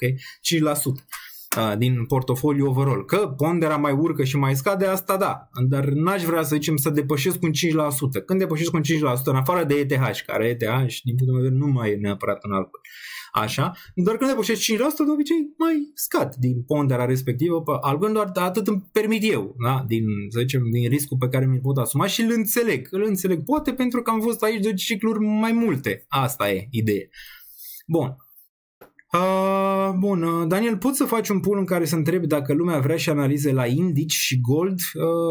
Gold am mai făcut la aur, desigur. Noi facem analize aici la cam toate piețele financiare, cumva ne încălzim vreo oră. Vreau să văd, să zicem, cum sunteți voi în momentul de față, la nivel psihologic, dar și la nivel de investiții, adică dacă vă mai arde, nu vă mai arde, adică dacă mai vreți investiții, nu mai vreți. Lumea deja șterge și toate aplicațiile de cripto din telefon, deci am ajuns la un nivel, să zicem, foarte avansat de depresie, adică. S-a speculat, dar a fost și slav rău pe 99 dintre altcoin-uri. Absolut, dar a fost și pump pe 99% dintre ele în trecut. Este adevărat, Emanuel, când gold s-a dus la $1 la 500. Nu puteai să te gândești că se poate întâmpla și invers, să se ducă de la $500 la 1. Absolut, adică specula în sus, specula în jos, specula în sus din nou, specula în sus din jos, nu? Din nou în jos. Toți am fost degenerați cu altcoin-uri, iar dacă scenariul era invers, ai fi zis de ce să bagi NTH sau BTC? Uite la toată piața cripto și ce performanță au toate și alte proiecte. Nu, păi nu eram aici în 2021, păi în 2021 mulți au făcut extrem de mulți bani, nu? Că țineau numai altcoin-uri speculative și ziceam, ok, eu asta îmi permit întotdeauna, eu am fost transparent la ce dețin. Nu am zis în 2021 că, wow, am toți banii mei în Sand, cu toate că am avut Sand și am făcut mult. Dar n-am avut mai mult de 2% din portofoliu în Sand și am făcut asta public. Și mulți zicea, ce să ținem ETH, de ce să ținem Bitcoin? Să ținem altcoin. Și am zis, da, riscul e mare pe ele. Și chiar arătam cazul Cardano când a picat minus 99,8%, dacă mai ții minte. Nu, dacă vine altcoin season acum și dacă doar altcoin-urile vor performa, voi avea și idee de echilibru. Nu voi avea altă idee în ceea ce înseamnă cum ar trebui să faci o investiție. Adică nu mă voi da ce să investim noi în Bitcoin ETH? Viitorul este Aster, nu? Dacă Aster face 10x, gata, Daniel Niță vinde Bitcoin ETH și bagă în Aster. Nu, absolut deloc. Absolut deloc, ok. FOMC, ok, a venit FOMC, hai să vedem. Deci, Fed now officially blaming AI for rising core inflation. Ia uzi mă, deci Fed-ul acum dă vina pe AI ca e cum băi așa ceva? Deci, hai să ne uităm mai să vedem ce e. Deci, all goods price inflation has risen relative to a year earlier, which the staff judge as largely reflecting the effects of tariffs. Ok, și tarifele. And AI-related price pressures. Ok. Mai mult petrolul și cu tarifele, să zicem, decât AI-ul. AI-ul va face deflație, asta destul de clar. Dar în prima fază a lui, desigur, va da un boom economic, care din boom-ul ăla economic, poate ei au dedus că au văzut ceva inflație, ok? Poate asta e ideea. Bun. Ia să vedem. Some participants remark that productivity gains, da, uite, deci productivitatea venită din asocierea cu inteligența artificială, ne zice aici, cu adopția de inteligența artificială, would eventually reduce production costs and increase aggregate supply. Deci, ulterior va reduce costurile, da, cum ne zicea și Borș, though they noted this effect would likely take time to be in, adică va dura ceva până când vei vedea deflație. Absolut că va dura ceva, că nimic nu este instant. Cum ETH poate arată mai sexy ca Bitcoin, nu înseamnă că crește mâine, poate să crească peste un an. Și piața să-și dea seama peste un an sau investitorul, după ce unii acumulează mai devreme. Bun, hai să vedem ce zic mai departe. Aici, FOMC show a few Fed members wanted to hike in June, deci câțiva vreau să ne bage sulița între coaste și să ridice dobânda de referință în luna iunie. FOMC minutes, initial public offering activity in the US appeared set to accelerate this year, okay, with the proceeds expected to help fund ongoing investments in AI. Ok, da, bine. Deci IPO-urile urcă, care e un semnal, să zicem, de topie, așa. SpaceX shares extend drop to, ok, pe $145 pentru... S-a băgat SpaceX-ul, apropo, în Nasdaq, dar pare că lichiditatea n-a venit pe buy, ci pe sell. Ne vom uita și pe SpaceX imediat. SpaceX sub 100, acolo facem chirurgie. Sub 100 chirurgie, peste 100 shortat. Neapărat peste 100 n-a shortat, ca să fim sinceri, am shortat la 200, după cum știți, și v-am anunțat și poate ați luat și voi, să zicem, ceva profitabilitate pe poziția aia sau pe petrol, când v-am zis că shortez la 110. Bun. Trebuie să fac update la ce poziție am luat anul ăsta, dar clar am devenit din nou pe profit. Începutul a fost anevoios, după cum știți, poziția pierdută pe Bitcoin, dar o să fac un update pe cum stau, să zicem, pe anul ăsta. Vă reamintesc, toate tranzacțiile mele în timp real le găsiți în secțiunea de Patreon, inclusiv din 2022 până în 2026. Toate anunțate, desigur, în timp real. Bun. Ultima, desigur, a fost, dacă nu mă înșel, pe SpaceX. Da, ultima a fost pe SpaceX luată. Bun, Fed, a few saw case for raising rates. Ok, da, bun. Planter to speak about future. Da, nimic wow. Nimic wow aici, nimic wow. Bun. Trump din nou vrea Groenlanda, vrea multe. Bun, hai să vedem pe chat. Deci nimic din ce nu știam la nivel de notițe, că nu e FOMC, sunt notițele, ok? De la ședința precedentă. În continuare lumea face confuzie. FOMC este o dată pe lună de obicei, o dată mai e și pauze, următorul este pe 29 iulie. Deci vreo 20 de zile de acum încolo. Un pic mai mult de 20 de zile de acum încolo vom avea din nou FOMC cu Kevin Warsh și vom avea volatilitate, da, deoarece nu mai are forward guidance, adică nu va da hint ce va face. Dacă va tăia, va rămâne în dobândă sau va scădea, nu mai știm, deoarece nu mai dă, să zicem, cum dădea Jerome Powell hinturi și să spună, îi mai dădea lui Nikos ăla, Terranos, îi mai dădea, ăla știa dinainte și cumva piața făcea pricing înainte. Nu mai. Și de asta pregătiți-vă de volatilitate de acum încolo la ședințe. AI va fi de vină de acum încolo dacă nu plouă. AI este de vină. Dacă plouă prea mult, tot AI este de vină. Dăm și noi vina pe neperformanța criptomonedelor tot pe AI.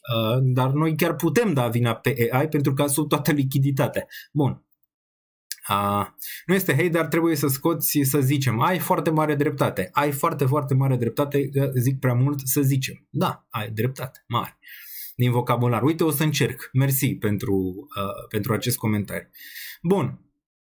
Bă, ne-am săturat de acumulat. Când mai vin și zonele de urcare? Absolut. Cred că toată lumea s-a săturat de acumulat, dar poate, nu știu, ai suficient ETH, de exemplu, dacă ajungi la 10.000 de fii milionar sau... Dacă da, atunci jos pălăria. Dacă ai suficient, când ETH va ajunge la 10.000 de fii milionar. Theta este moarte și îngropată. Momentan, da, este absolut moarte și îngropată. Media sub $1 la Theta. Dacă urcă măcar spre break-even o să scot ceva din ea, dar momentan o țin acolo. Dar performanță proastă. Cum vezi prețul actual pe Nvidia stock? E apetisant de început de CA. Din punctul meu de vedere, nu. Eu am luat în 2023 Nvidia, n-aș lua la prețul ăsta în niciun caz, dar dacă vrei să zicem să speculezi un pic la nivel de unde ar fi o zonă bună, dacă vrei să speculezi pe termen scurt, sub 190 ar fi pe o speculă pe termen scurt. Dar pe termen mai lung, sub 150 sau spre 100 ar fi fair value pentru Nvidia, dacă mă întreb pe mine, la nivel de unde s-ar putea duce. Poate să ducă întâi la 300 și apoi la 150, se poate și asta, dar din nou, dacă tu cumperi aici după o urcare atât de mare, îți asumi un risc. Riscul e că dacă săptămâna viitoare vine topul pe Nvidia, poți să ții 5 ani de zile pe corecție. Asta e riscul pe care ți-l asumi și ții pe termen lung, ok? Dar la nivel de speculă, sub 190 sau între 90 și 150 în primă fază, dacă vrei o mică speculă de bounce, dar dacă vrei ceva mai realist, 150 sub ar fi, să zicem, o idee. Dacă vrei neapărat să deții Nvidia și îți construiești acum un portofoliu, în momentul de față, fără să ai acțiuni sau Nvidia, poți să începi de acum numai dacă, să zicem, vrei să-ți creezi pe termen lung portofoliul ăla și vrei să vezi că Nvidia există la tine în portofoliu și bagi 10% din poziția pe care vrei să o bagi. Adică ai $1.000 să bagi în Nvidia, bagi $100 și îți creezi, îl vezi în portofoliu. Apoi, dacă Nvidia scade, mai adaugi și 1000 aia o bagi până când Nvidia ajunge pe la $100 și atunci îți faci un average bun și mai bun. Adică ți-am dat, să zicem, toate scenariile cum ai putea începe. Apropo, înainte să te apuci de cumpărat, du-te pe danielniță.ro, du-te la secțiunea Învață, absolut gratuit, fă chestionarul de risc pe acțiuni, deoarece o să te ajute. O să te ajute să ai o idee despre tine, deoarece piața, de îndată ce ai cumpărat, te va testa. Poate nu imediat, dar într-un an, doi te va testa și te va testa rău de tot. Pentru că asta face piața financiară. Testează. Testează pe cei care s-au pregătit bine sau pe cei care s-au pregătit mai prost și banii de la cei care s-au pregătit mai prost se vor duce la cei care s-au pregătit mai bine în viitor sau ulterior. Și așa merg toate lucrurile în natură, de obicei. dar mai ales în piețele financiare, în acest mecanism. Deci înainte ca tu să n-ai emoții, du-te și fă acel chestionar pe danielță.ro, absolut gratuit, te loghezi cu Google sau cu ce vrei tu și fă. Ai și pe criptomonede, ai și pe acțiuni, ok? Și o să-ți salveze bani, crede-mă, poate nu imediat, dar pe termen lung o să-ți salveze. Ce o să mai urce și cripto? Eu zic o să urce și cripto la un moment dat. Era și o glumă, până când nu capitulăm toți, nu o să urce cripto, când o să capitulăm toți, o să vină o candelă de aia deodată. O să ne trezească din beție, de pe undeva, de pe un șanț, de pe unde mai suntem. Bun, desigur mai e și gluma pe care am făcut-o, că o să am păr alb în cap și o să fiu la 100 de ani în momentul în care ETH atinge 10.000. Nu cred că se va întâmpla asta, cred că va fi mai devreme. Bun. Am văzut-o pe asta cu BNB Chain to launch new Layer 1 blockchain. Interesant, poate dă un airdrop pentru cei care dețin BNB, deoarece am destul de mult BNB. Atât de mult încât e undeva la 7% pondere. Chiar a fost și 9 la un moment dat, dar am mai scăzut un pic, știți de ce? Pentru că ponderea de obicei e spre 5%, dar BNB îi dăm cezarului ce al cezarului. Am avut BNB, mi-a ținut portofoliu bun, deci nu pot să fiu supărat pe BNB. Dar poate dă niște, având în vedere că am BNB, poate primim și noi ceva pe acest layer 1 blockchain. Acum, nu știu, pentru agentic trading, da, asta cu agentic AI pe cripto o să fie și ea destul de mare la un moment dat. Noul val, să zicem, va veni din partea asta de agentic AI, dar poate nu imediat și poate BNB Chain vrea să fie printre primele, dar eu cred că se va da acolo un airdrop pentru acest chain, care probabil se va lista anul ăsta. Bun. Dacă în loc de ETH am luat Bitmine, ar putea performa mai bine? Știi cum văd eu Bitmine? La fel cum văd MicroStrategy, un fel leverage ETF. E un leverage on top, nu e ETF, dar e leverage on top of ETH, adică dacă ETH performează, Bitmine va performa mai bine. Dacă, de obicei, nu mereu, dar de obicei, când ETH performează, Bitmine mai bine. Când, să zicem, ETH subperformează, Bitmine mai rău performează, ok? Dar da, cumva e mai speculativ decât ETH. Deci Bitmine e mai speculativ. Dacă te uiți și la grafic, poți să te uiți la grafic, unul e foarte așezat în lateral, unul e uite cum arată Bitmine. Ok? Dacă ne uităm aici. Bitmine. Imediat. Și îți arăt, da. Deci ăsta este Bitmine Immersion și arată așa, da. Adică a picat de aici din 98, a picat până în 2009. Clar că și asta merge în lateral acum, dar uite cum arată graficul. Adică arată mult mai urât decât ETH aici. Și asta ce înseamnă? Când ETH performează, ai spike-uri de genul ăsta, cum ai avut aici, vezi? Uite cât s-a dus. S-a dus de aici, de la 4 s-a dus la 3000%. ETH nu s-a dus 3000%, corect? Deci cumva ăsta are reacții mai mari. E cumva un leverage pe ETH, dacă vrei să o iei așa. Ce aș lua eu? Aș lua 95% ETH și 5% Bitmine, dacă mai face să. Dar nu dețin Bitmine, sincer.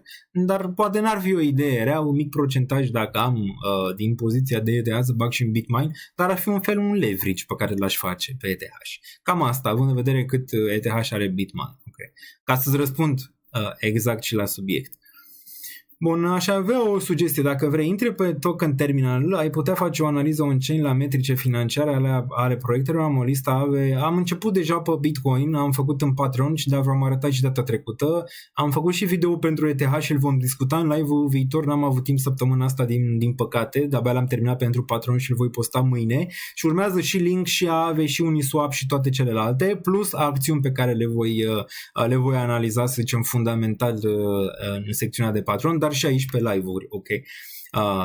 După ce le postez acolo. Dar deja am început să fac asta, deja primul a fost Bitcoin, să zicem, la nivel de analiză de metrici on-chain și dacă bottom-ul e aproape și dacă n-ai văzut ultimul live, bottom-ul pare din ce în ce mai aproape, dar nu ești într-o capitulare similară ca în cazurile precedente, dar nu trebuie să se întâmple ca în cazurile precedente, având în vedere că n-ai avut un blow-off top ca în cazurile precedente, ok? De asta subsolul ar putea să fie în zona asta, de aici, cu câteva procentaje give or take, adică dacă noi 57-54, de exemplu, sau 53, unde e fair value pentru Bitcoin în momentul de față pentru mineri în zona respectivă. Dar da, sunt pe listă toate astea. Pe acțiune o să încep cu Amazon, deoarece știți că din punctul meu de vedere Amazon va performa mai bine și o să vin și cu argumente solide de ce va performa mai bine în față de celelalte după o acumulare de mulți ani de zile pentru Amazon. Bun.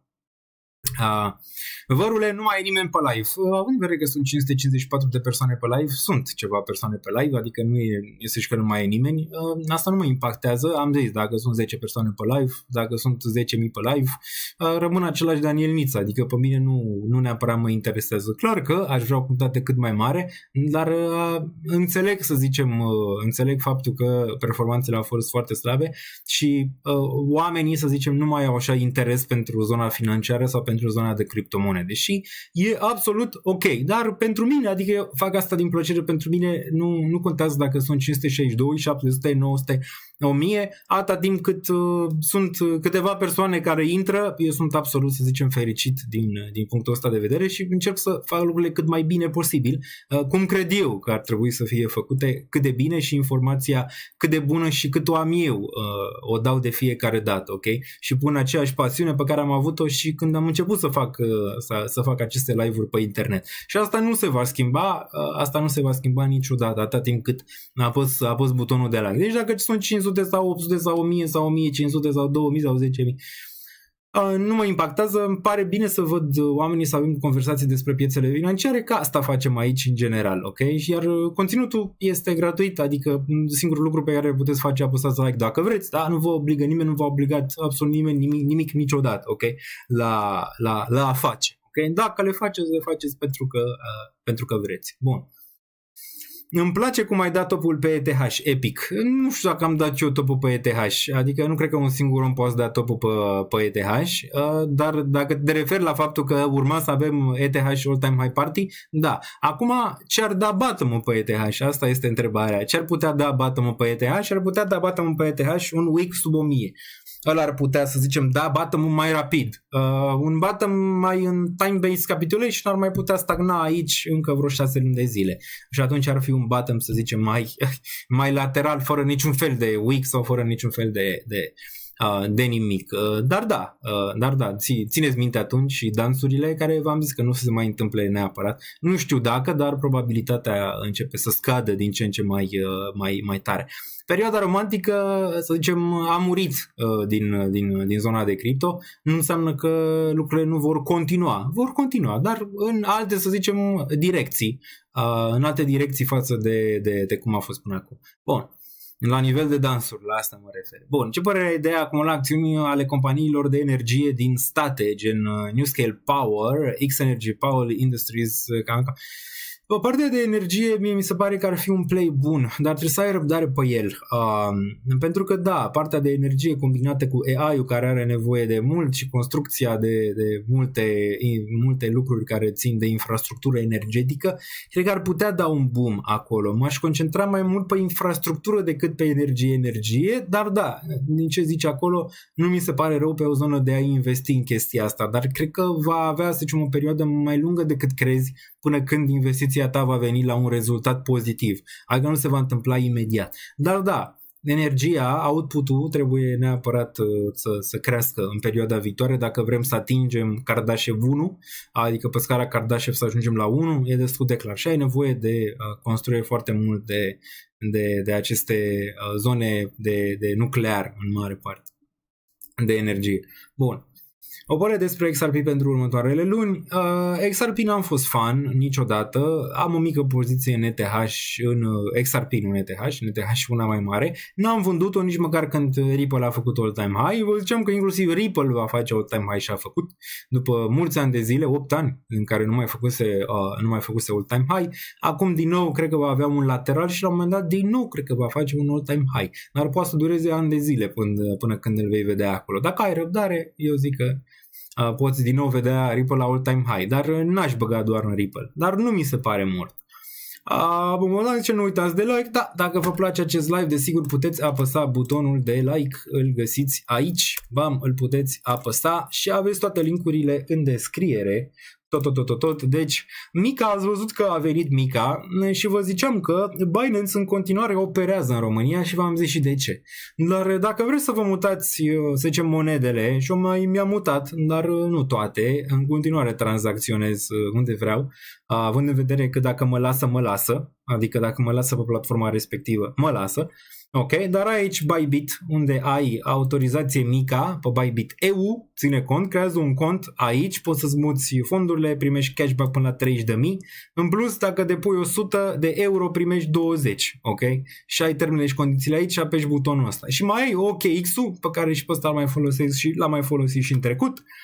Țineți minte, reglementat Mica și ăsta până la 400 de euro în BTC pentru utilizatorii noi și 8% bonus la depozit pentru cei eligibili prin acest link. Deci le aveți pe astea două aici. Dar din nou, dacă vă țineți monedele, nu știu, alte exchange-uri, gen Binance sau altele, aveți același risc pe care l-ați avut și până acum, adică pe Binance, că nu era reglementată nici până acum, sau pe altele, ok?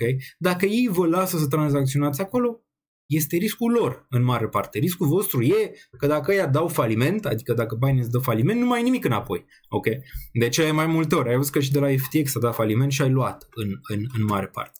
Dar Mica e în vigoare, numai că, după cum se poate observa, mai sunt niște chichițe, niște loopholes, niște anumite chestii care probabil pe viitor se vor rezolva și ele, probabil și Binance, dar și altele își vor lua licența Mica și se întâmplă exact ce s-a întâmplat pe poker în 2010, dacă țin eu bine minte, când era pokerstars.com, fulltilt.com și apoi a venit reglementarea și au trebuit să facă, mai ales în Europa, prima dată a fost PokerStars EU, pentru cine știe, adică nu mai erai .com și nu mai erai în pool cu toată lumea și apoi a fost și mai rău pentru că era pokerstars.ro sau fulltilt.ro sau altele, ca să dăm mai multe nume, ok?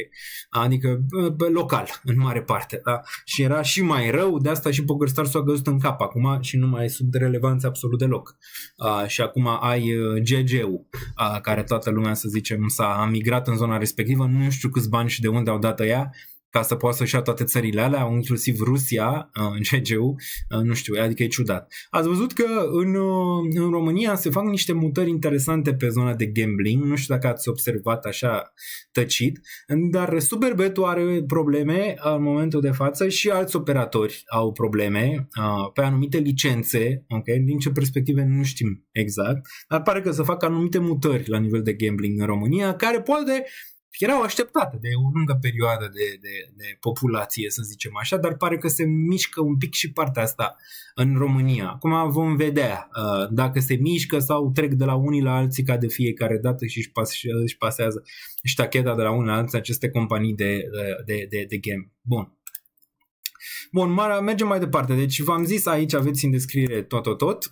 Aveți și secțiunea de Patreon, puteți susține acest conținut, puteți face parte din cea mai frumoasă, nebună comunitate de investiții din România. Aveți aici reducere 50% de bear market luna asta, aveți aici în secțiunea de Patreon. Toate portofoliile, trade-urile la zi, tot, vedeți acolo, sunt anunțate de ani de zile. Teza mea pentru 2026-2021 găsiți și pe ea. NordVPN aveți 72% reducere, aveți portofele Reci, Ledger, Trezor, aveți la Ledger și la Trezor. Dacă intrați la ambele, dar din câte știu eu la Ledger pe linkul ăsta, aveți, nu știu, vreo $23 în Bitcoin din câte țin eu minte că cumpărați un Ledger. Apropo, monedele importante eu le țin pe Ledger și pe Trezor am mai multe, adică nu le țin într-unul singur, ok?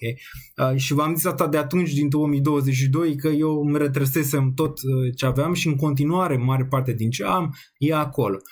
De ce? Mi se pare cel mai safe pentru mine. Nu înseamnă că e cel mai safe pentru tine. De ce? Poate tu îți pierzi cheia privată. Dacă ți-ai pierdut cheia privată, nu mai e ca la exchange, te duci, suni, alea, mi-am uitat parola, bau. Nu, s-a terminat. Ți-ai pierdut cheia privată, papa, la revedere, nu mai vezi fondurile respective. Ok? Deci poate nu e pentru toată lumea, trebuie să știi cumva să-l folosești sau să faci un efort să înțelegi cum se folosește, dar e cel mai safe, să zicem, instrument. Nu poate să intre nici guvernul într-un ledger, într-un trezor dacă n-au cheia ta privată, de exemplu, dacă e să o luăm așa. Da? Pe un exchange acum știu tot ce tranzacționezi, de exemplu. Da? Deci dacă vrei vrei securitate mai maximă, ai lege și trezor, dar nu e pentru toată lumea și asta nu vă spun mulți.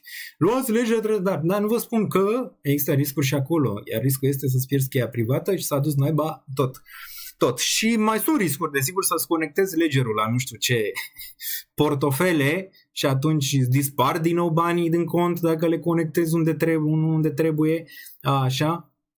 De-aia se numește portofel rece, că el nu trebuie conectat, că acum ledgerul se mai poate conecta, da. Dar le aveți în descriere dacă vreți să vă securizați pe regiunea asta de bear monedele, în mare parte mi le țin acolo. Nici nu am tentații să le vând, foarte bine, e ok, acolo. Rămâne acolo tot ce cumpăr, folosesc exchange-urile pentru trading, în mare parte, și pentru a cumpăr, transfer. Dacă cumpăr, transfer. Dacă nu le pun la staking sau astea, cumpăr, transfer. Bun. Mai departe, Melissa este aici pe chat, o saltăm. Bun. Daniel, pe înțeles tuturor, ce face ETH pe sistemul economic? Am o prezentare pentru voi data viitoare și o să analizăm din toate punctele de vedere, inclusiv sistemul economic ETH. Dar în mare, ETH-ul se arde în momentul când ai tranzacții pe chain. În momentul când se construiește pe chain și se folosește ETH, atunci el se arde și atunci ai deflație. Dar ecosistemul Ethereum, să zicem blockchain-ul Ethereum, din punctul meu de vedere, nu poate supraviețui fără moneda ETH, care dă, să zicem, mai departe un incentiv pentru acest blockchain ca să meargă mai departe. Dacă imaginează-ți că ai toate fondurile astea mari pe ETH și la un moment dat Ethereum și toți developerii nu mai au bani, ok? Pentru că ETH $100, de exemplu. Atunci chain-ul va avea probleme și toți ăștia care construiesc on top vor avea probleme la un moment dat în ceea ce înseamnă ETH și dezvoltarea ETH și dezvoltarea blockchain-ului să fie mai bună pe viitor. Deci ecosistemul este complet. Ai blockchain-ul, ai moneda, care sunt bani, da? Sunt bani, asta reprezintă ETH, că poți să-i transferi în bani, ai blockchain-ul care are merge și ai developerii care construiesc în continuu la această rețea deschisă, pe care poate să folosească toată lumea.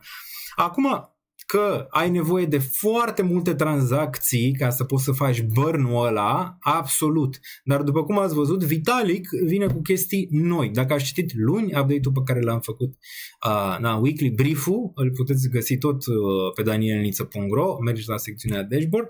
Acolo vă ziceam că vin lucruri bune. Vine, de exemplu, Glamsterdam. Vine un upgrade bun în următoarele 2 luni, 3 luni de zile maxim, care din nou face chain-ul mult mai puternic, mult mai rapid, mult mai bun, layer 2-urile și mai ieftine, iar layer 1 și mai bun. Apoi Vitalik a propus acum un alt plan pentru ETH pentru următorii 3-4 ani de zile, în care ETH să închidă tot jocul la nivel de layer 1 și e destul de bun. Și hai să ne uităm un pic aici, dacă tot am ajuns la acest subiect, ce își propune, să zicem, Vitalik.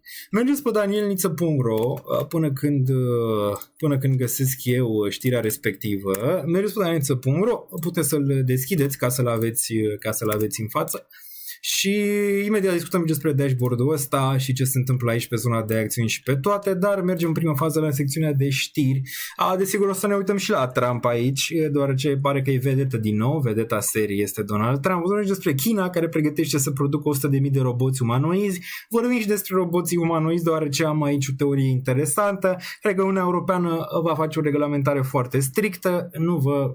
Nu vă pregătiți să vedeți roboți prea mulți pe stradă, cel puțin în următorii 10 ani. Dar vă zic imediat de ce. Okay.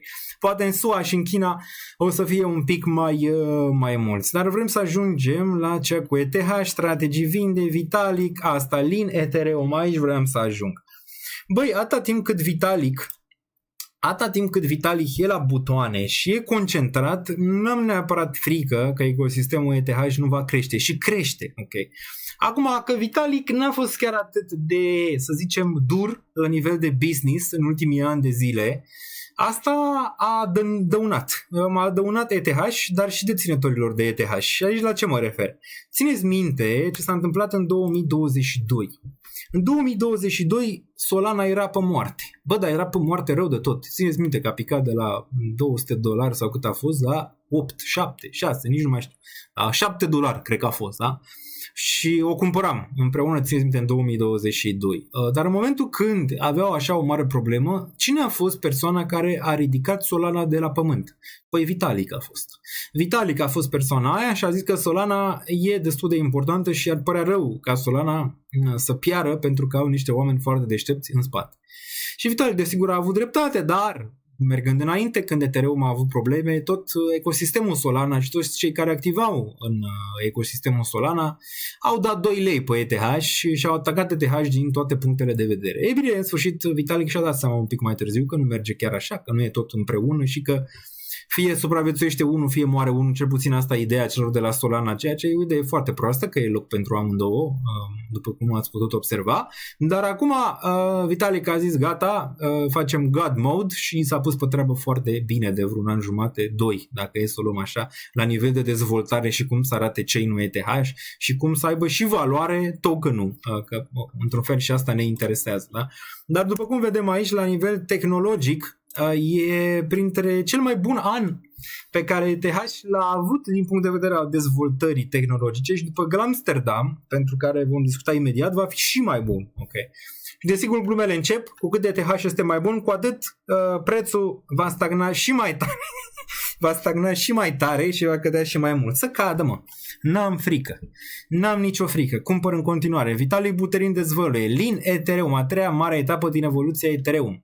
Vitalik Buterin a prezentat viziunea pentru Lean Ethereum, următoarea mare evoluție a rețelei Ethereum după Frontier 2015 și de Merge din 2022. Este un plan de dezvoltare pe 3-4 ani, eu zic că cu inteligența artificială acum ar putea să o facă și mai devreme de 3-4 ani, care urmește să transforme Ethereum într-o rețea mai rapidă, mai sigură, mai scalabilă, pregătită pentru următoarele decenii. Ce va aduce Lean Ethereum? Recursive Starks, aici un pic mai, să zicem, de... fără să zicem, vezi? E un pic în regiunea tehnică, în care nu sunt atât de bine pregătit pe regiunea tehnică de blockchain. Da? Citiți voi, protecție completă împotriva calculatoarelor cuantice, care asta mi se pare bun. Bitcoin nu dezvoltă nimic pe partea respectivă și rămâne același chain, să zicem, de prima dată. Un nou mecanism de consens cu finalitate mai rapidă a tranzacțiilor, multidimensional gas pentru utilizatori mai eficient a resurselor rețelei, noi tipuri de state care permit o scalabilitate mult mai mare, confidențialitatea devine un obiectiv central al protocolului, verificarea formală a componentelor critice pentru creșterea securității. Deci este important, Lean Ethereum nu este un simplu upgrade, ci reprezintă o nouă etapă în evoluția protocolului. Obiectivul ăsta e că Ethereum să poată susține miliarde de utilizatori și aplicații complexe fără a compromite descentralizarea sau securitatea. Mi se pare big. De ce? Păi, dacă ajungem în sfârșit ca blockchain-ul să aibă o utilitate majoră și să aibă miliarde de aplicații și miliarde de utilizatori, ai nevoie de ETH să poți să le mențină pe chain. Asta e problema mare, să zicem, în momentul de față pe toată zona asta, da? De dată când zic să zicem, bam, trebuie să-mi dau... Bun, hai că nu e chiar atât de rău. Da, bun, deci asta e pe ETH și eu zic că se dezvoltă foarte bine, iar faptul că Vitalik este la butoane, mie îmi place și eu sunt convins că va duce Ethereum pe calea cea bună. Deja oricum este un improvement mare față de ce am văzut pe ETH, de exemplu, din 2022 până în 2024, unde n-am avut prea mult la nivel de tehnologie, am avut mai mult la nivel de preț care a avut cât de cât o performanță. Dar acum arată binișor. Bun. Bună, domnul Niță, oare ai putea analiza puțin și crude oil? Absolut. Ne uităm pe crude oil un pic mai târziu. În continuare este cald. N-am oprit aici aerul condiționat, deoarece există, după cum vedeți din background, sunt în România. Există aer condiționat în România, tot căldură este. Bun. Mergem mai departe. Aniel, pariez la mondiale aici. De obicei, dacă pariez de fun. Adică în niciun caz nu pariez ca să fac bani din chestia asta, ci de obicei, dacă se întâmplă, pariez de fun. Adică de distracție. Cum ar trebui să parieze toată lumea și toată lumea ar trebui să facă gambling. De distracție, nu cu gândul la a face bani. Bani poți face din investiții. Că ți împarți în acțiuni, cripto, obligațiuni sau din alea poți face bani pe termen lung. Din pariuri sau alte chestii, astea sunt în general, sau nu știu, ceva de gambling, astea sunt pentru distracție, ok? Distracție. Că poate sunt unii care ar putea face, 0,05%, 0,01%, nu știu, e discutabil, dar poate aia fac din arbitraj.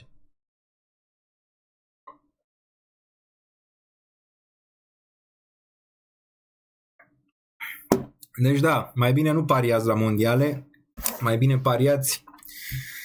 pariați pe niște proiecte solide de cripto sau pe niște acțiuni solide pentru viitor și o să ieșiți mai bine pe termen lung, în probabilitate bună, că se poate întâmpla să ai și o pierdere, riscul e mult mai redus decât într-un gambling de genul ăla. Pentru că atât ce ai început gambling-ul, el o să continue, că îți intră în sânge.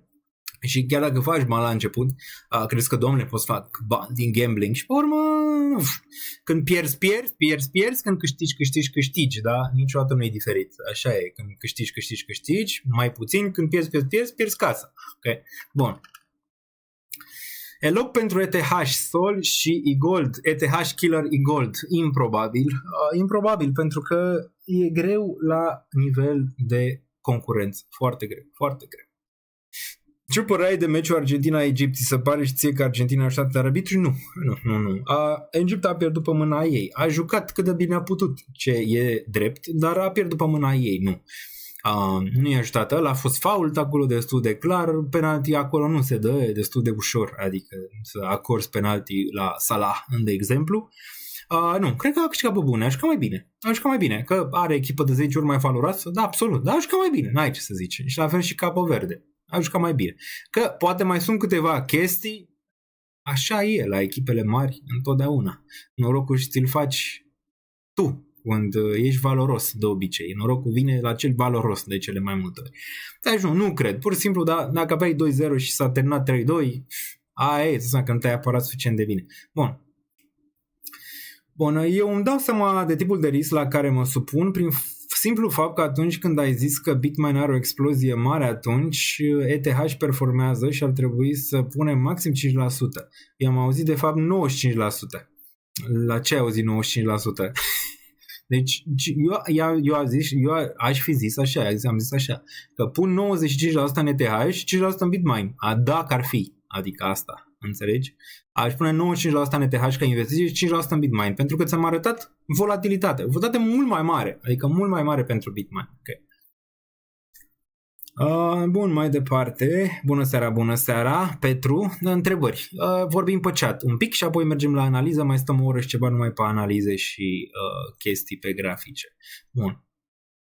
Ce facem cu eGold? Face DCA? N-am mai făcut DCA pe eGold, cred că am prețul mediu undeva sub 20 în momentul de față pe eGold. Momentan am mai făcut DCA. Dacă mai pică, poate, dar nici nu vreau să măresc neapărat poziție. Ce aș face dacă eGold ar crește la 10? Probabil aș tăia 50% din poziție pe minus. Bun, dar am poziție mică în eGold, adică nu are un impact prea mare, nici nu mă uit la ea până când nu crește, dacă crește bine, dacă nu mai crește, asta e. Bun. Dar îmi asum deciziile și încerc să învăț din greșeli. Absolut, asta mi se pare cel mai important. Dacă vrei să reușești pe termen lung, nimeni n-a făcut bine din prima, adică puțini au făcut bine din prima. Prima dată intri cu o idee, urmă vezi că nu e ideea aia, fie te debusolează, fie rămâi și faci lucrurile mai corect de data asta, pentru a data viitoare când se întâmplă un bull market să fii acolo, dar și să mai știi câte ceva. Bun.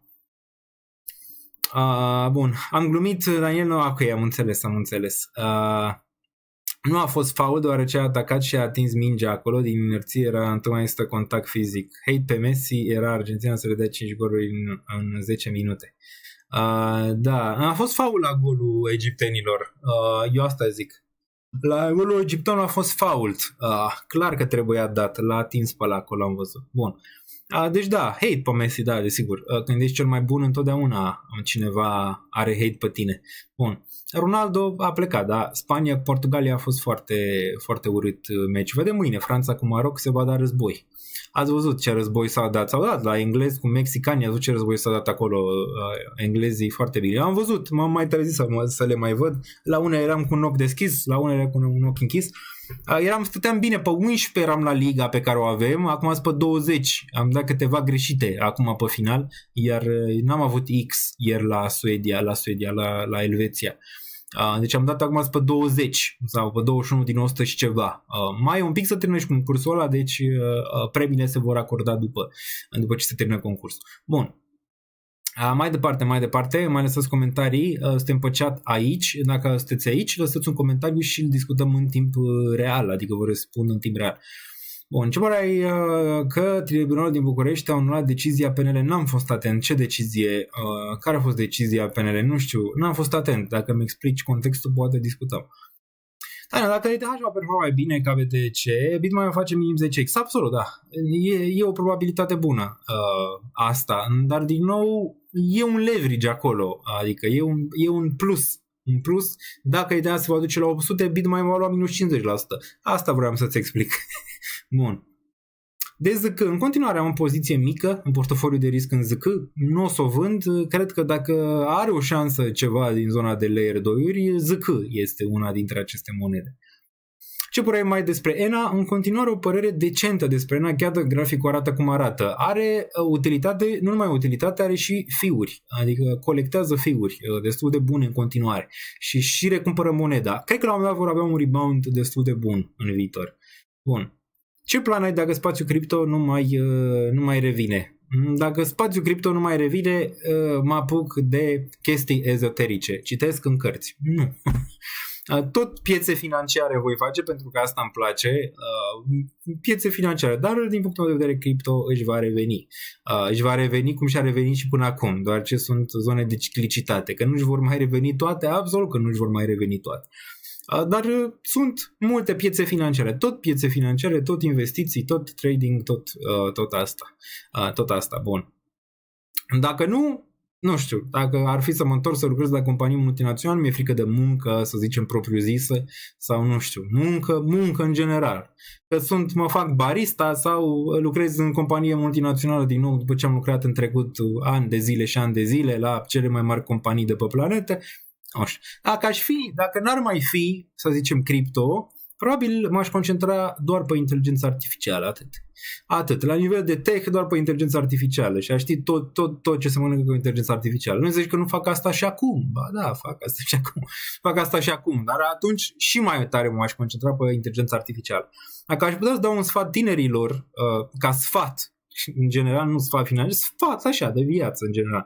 Dacă vrei acum să intri în câmpul muncii undeva, fă undeva unde există inteligența artificială, adică să înveți despre inteligența artificială și tot ce ține de inteligența artificială și cum să lucrezi cu AI. Asta aș face eu. Adică dacă aș vrea să am mulți bani în viitor, ăsta e lucru pe care l-aș face și m-aș concentra la nivel extensiv. Adică să știu tot ce mișcă, tot ce mișcă la AI, LLM, tot. Deci dacă aș avea timp liber, acolo m-aș duce și aș sta zi și noapte. Și aș încerca să construiesc în zona respectivă. Doar ce e destul de clar. De acolo vor veni următorii milionari, miliardari și tot ce vrei să zici tu. Din zona asta, că o să fie o zonă extinsă, adică nu te imagina că face cineva un soft major de inteligență artificială sau recrează inteligență. Nu. Pur și simplu, lucrând într-un fel cu inteligența artificială, poți să creezi lucruri la care poate nu s-a gândit nimeni niciodată. Acolo m-aș concentra foarte, dacă aș avea 20 de ani, 25 de ani, poate și la 30, nu contează, așa, dar zic, dacă ești și din facultate sau, m-aș duce pe asta total, adică complet, m-aș duce pe inteligența artificială dacă ar fi să lucrez în zona tehnologică. Bun. Dar asta aș face probabil. Dacă n-ar mai fi cripto sau dacă n-aș mai face live-uri, probabil asta ar fi și desigur altele în natură. Asta în natură mi-aș lua, să zicem, o casă, asta în natură, un câine și toate cele. Bun, dacă nu o să mai fie cripto, ne angajăm la MEC. Păi nu o să mai fie angajarea la MEC și vrei să-ți arăt de ce nu o să mai fie angajări la MEC? Ia să ne uităm aici, deoarece vin roboții chinezi. Țin o minte, deci vin roboții chinezi. China vrea să producă 100.000 de humanoizi și hai să vorbim un pic de ce nu trebuie să te sperii în Uniunea Europeană, deoarece Uniunea Europeană, tot ce este tehnologie trebuie să dispară. Deci dacă aveți 10 vise umede cu humanoizi care merg pe lângă voi și vă fac cumpărătorile în următorii 10 ani în Europeană, ștergeți-le cu buretele și o să vă explic imediat de ce. Da, o să vedeți asta probabil în China sau în SUA, dar nu în Europa. Da? Și poate știe, chiar e mai bine. Dar Hai să ne uităm aici, da? Deci China se pregătește să producă peste 100.000, da? Ați auzit bine.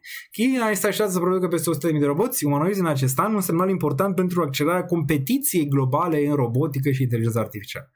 Roboții umanoizi sunt considerați una dintre următoarele mari piețe ale tehnologiei în intersecția dintre inteligență artificială, producție industrială, automatizare, senzori și chipuri avansate, software de control și machine learning.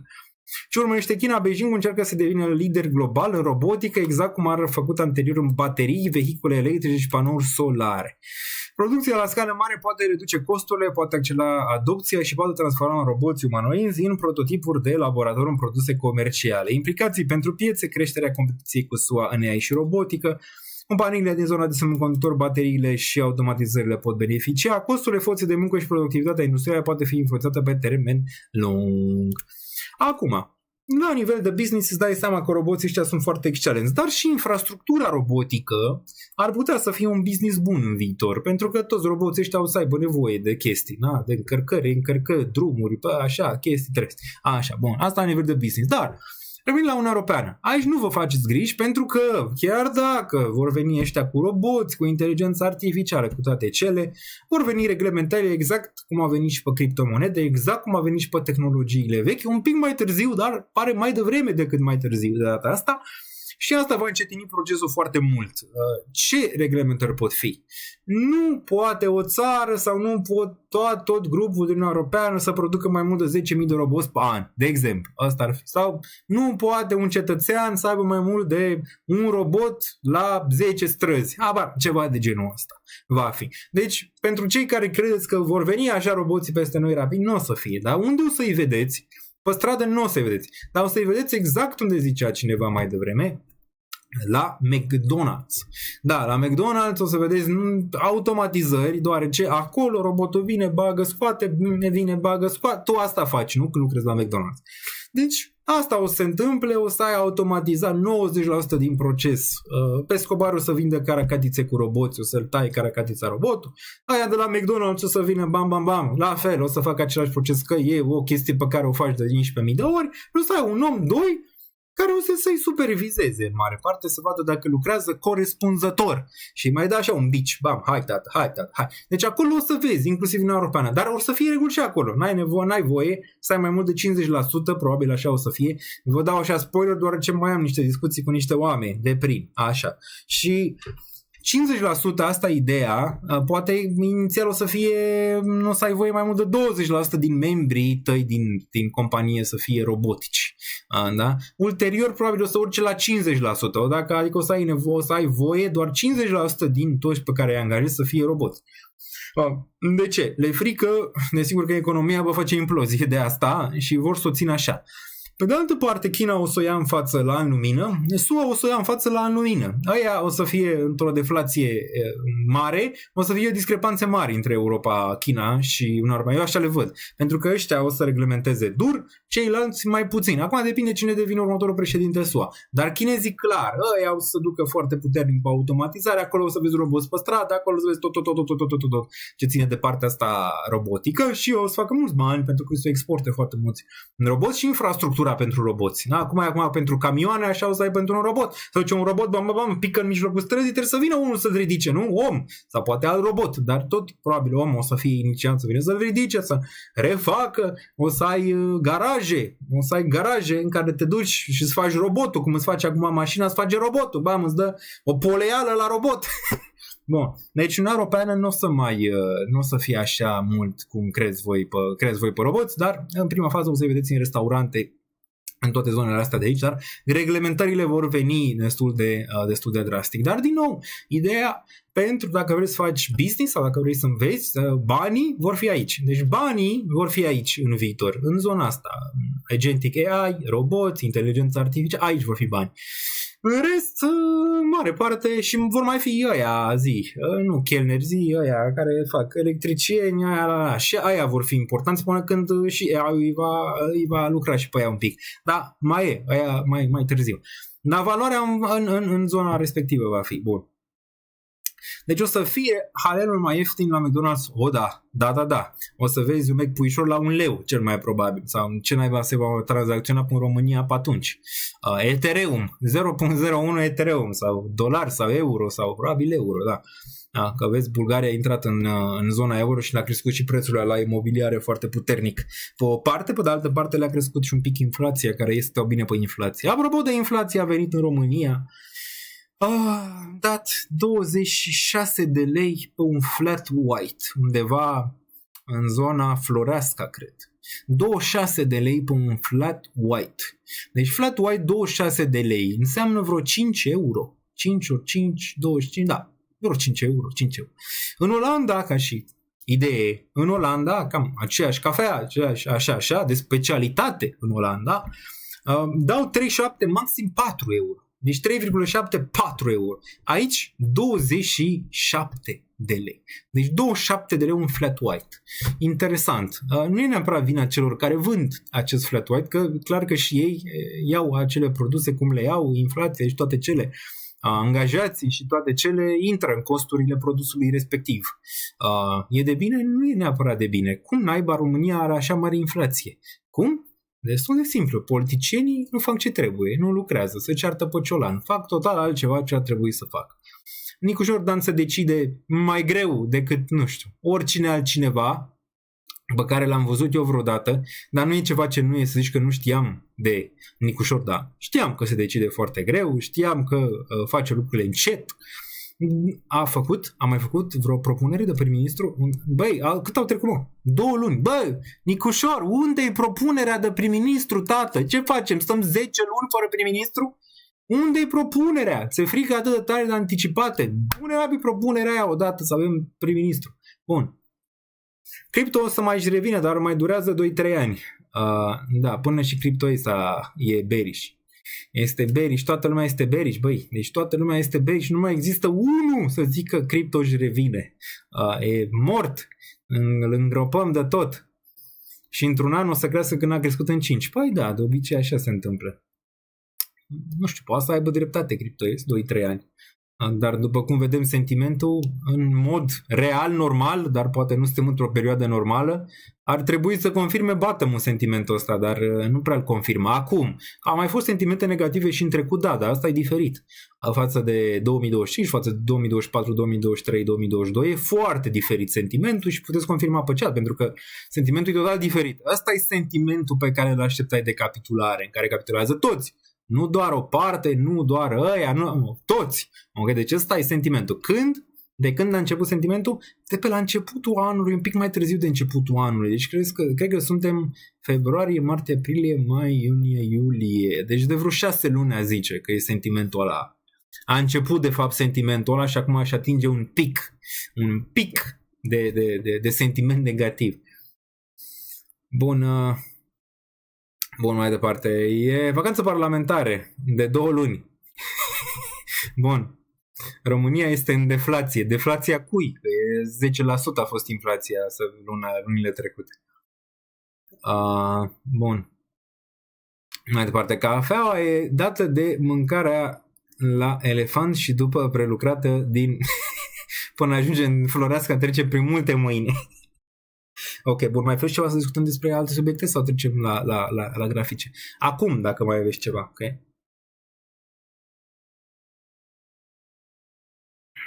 Mai bag niște apă aici până scrieți voi pe chat, dacă nu trecem la analize și vedem ce se întâmplă pe piețe. Imediat.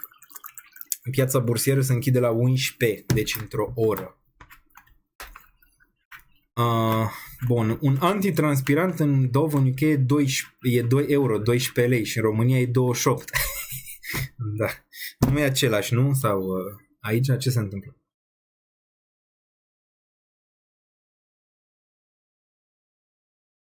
Iar salariile în UK sunt de 3 ori mai mari decât în România. Bun. Cripto o să-și revină. Așa, mă, uite, măcar e cine? 1. Am văzut pe 1 bullish. Deci 1 bullish. Anul trecut erau, nu, acum un pic mai mult de un an, erau toți bullish. Toți. Acum toți bearish. O fi un semn. Abar n-am. Când o să vină bull, o să uităm că există și bear. Depinde cât ține bullul ăla. Dacă teoria mea e corectă, va ține un pic mai mult decât a ținut până acum. Având în vedere cum s-a desfășurat ciclul ăsta. Când vor rămâne doar 200 pe chat, atunci o să fie subsolul. Mai e până la 200. Deci cred că mai zăbovim atunci. O să fie un leg down prin august-septembrie pentru BTC. Dacă e istoric, ar trebui să fie până august o corecție din nou. Asta e istoric, nu înseamnă că se va repeta la fel. Asta arată, să zicem, datele istorice, care în cripto pare că au mers. Cred că e singura piață în care datele istorice mai au relevanță. Pentru că celelalte piețe, ați văzut, datele istorice te ștergeai cu ele la... deoarece a mers numai în sus. Se ține pentru un ianuarie verde, ca de obicei. Suntem noi mai transpirați, exact. România e în deflație la modul că se te umflă. Da, asta pot să văd. Ce să mai audă de Clarity Act? Nimic? Ați văzut că Trump a dat niște hinturi că Casa Albă, de fapt, că domnule, facem acel stockpile de Bitcoin. Acea rezervă de... Nu pare că se ține de cuvânt, iar Clarity Act-ul, dacă nu trece până în midterms, nu știu dacă va mai trece. Deci nu pare, șansele cred că la 34% să treacă anul ăsta. Acum ar trebui până iulie să vedem ceva mișcări, pe 15 iulie, 20 iulie, da, nu e nimic concret, că și ea sunt în vacanță. Toți sunt în vacanță, numai noi nu suntem în vacanță, că n-avem cu ce. Eu sunt bullish de când mă știu, zice Dark Hunting Ghost. Din punctul meu de vedere, mai bine să fii pozitiv decât negativ în aproape orice situație. În aproape orice situație mai bine să fii pozitiv decât negativ. Negativismul e și el bun pentru cei care știu să-l folosească. Dar negativismul, din oamenii pe care eu i-am cunoscut și sunt negativi, unul nu știe să folosească negativismul în favoarea lor.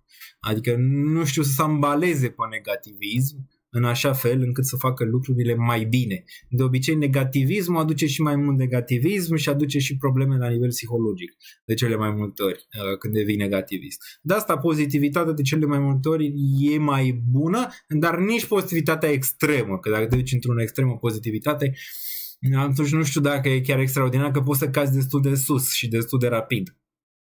Bun. Bun, să ai o pozitivitate cu o doză cât de cât de realitate. Asta ar fi. Dar o pozitivitate. Adică, da, ok, piața e proastă, portofoliu scade, dar pozitivitate că ai chestii de care să te legi pentru ca cripto să-și revină. Adică ai destul de multe chestii și trebuie să rămâi pozitiv la chestia respectivă dacă vrei să continui pe investiții. Dacă nu, poți să le tai și apoi scap și de pozitivitate, scap și de negativitate și atunci vom vedea ce se întâmplă în câțiva ani. Când vom mai vedea din nou nebunie în chat? Nu știm exact. La fel cum e și cu piețele. Scad, cresc, e greu de spus, să zicem. Dar mie îmi plac mai mult momentele astea decât cele de, să zicem, volatilitate în sus. Îmi plac mai mult astea pentru că, să zicem, avem discuții mai bune pe chat și mai concrete și mai aplicate și răspunsuri mai bune decât în momentele în care ai un hype destul de mare, care ulterior clar că va reveni. Dar vom vedea dacă reușim să ajungem până la capăt, până când revine acel hype. Bun, BIM se mută de pe Polkadot pe Base. Păi da, că nu-i place Polkadot. Multe proiecte s-au mai mutat de pe Polkadot. Polkadot, greu pentru ei. Aceeași oală cu Multiverse X.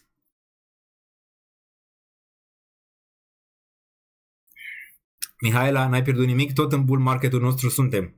Da, în bull marketul din creier, exact. Bun.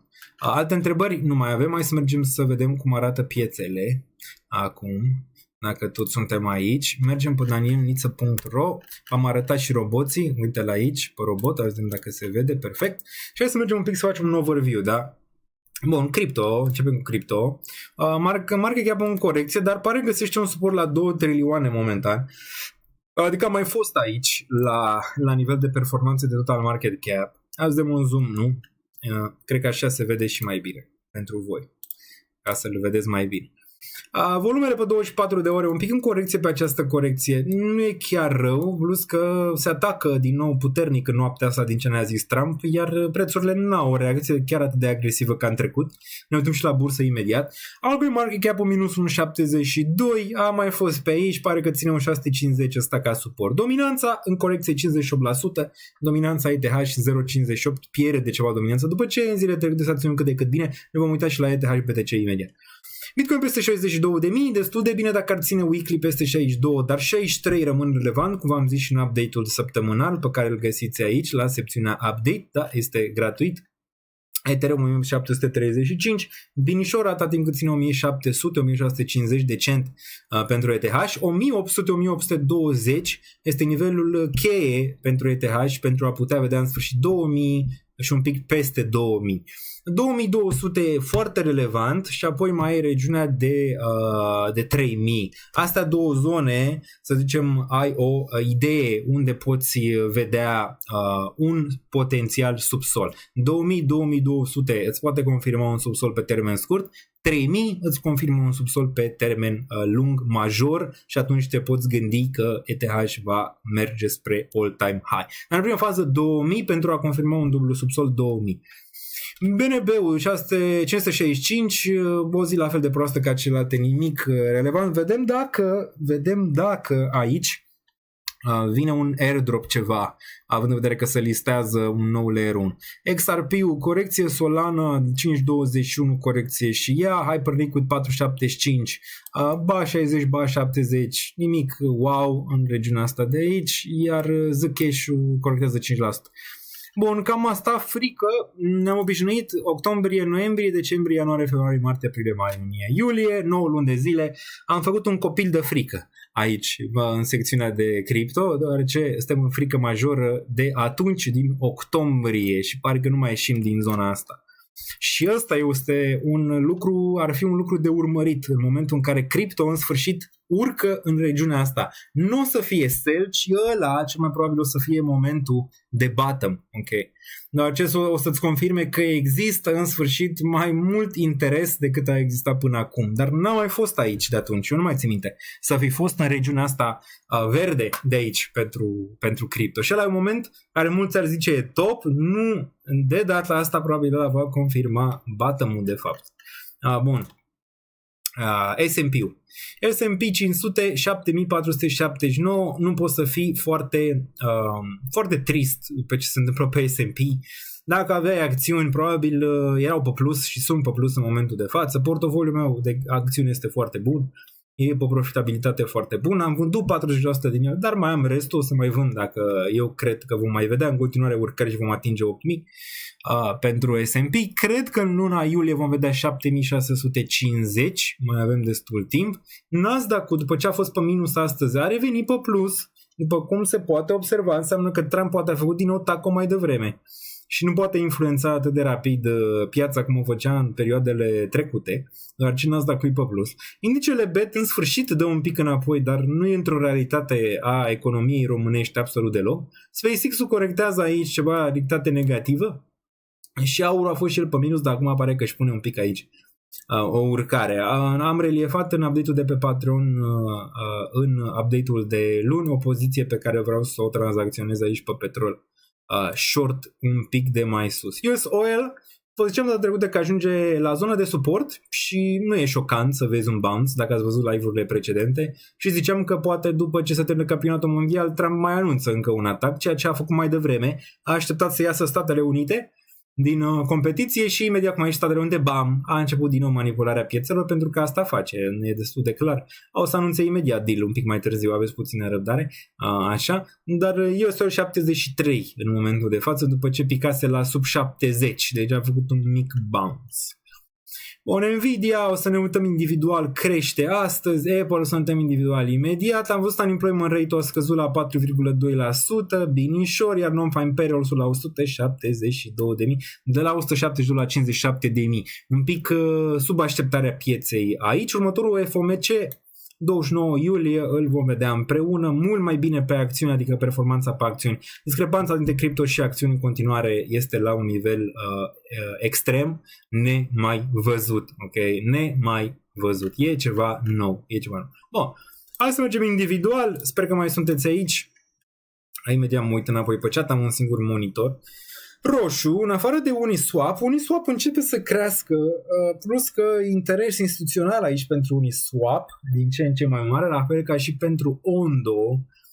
Nu știu dacă o să iau puțin neapărat, dar începe să crească un pic în ochii mei Uniswap aici, plus că mi se pare într-o zonă foarte relevantă de subsol acest Uniswap, $2-3 în regiunea asta. Morpho la fel foarte bine, pare că zona asta de real world assets, tokenizare, tot ce ține de zona asta performează cât de cât bine aici. Stable Dexe pe verde și Venice aici nu putem să luăm în calcul, în rest 3, 4, 5%, medie 5%.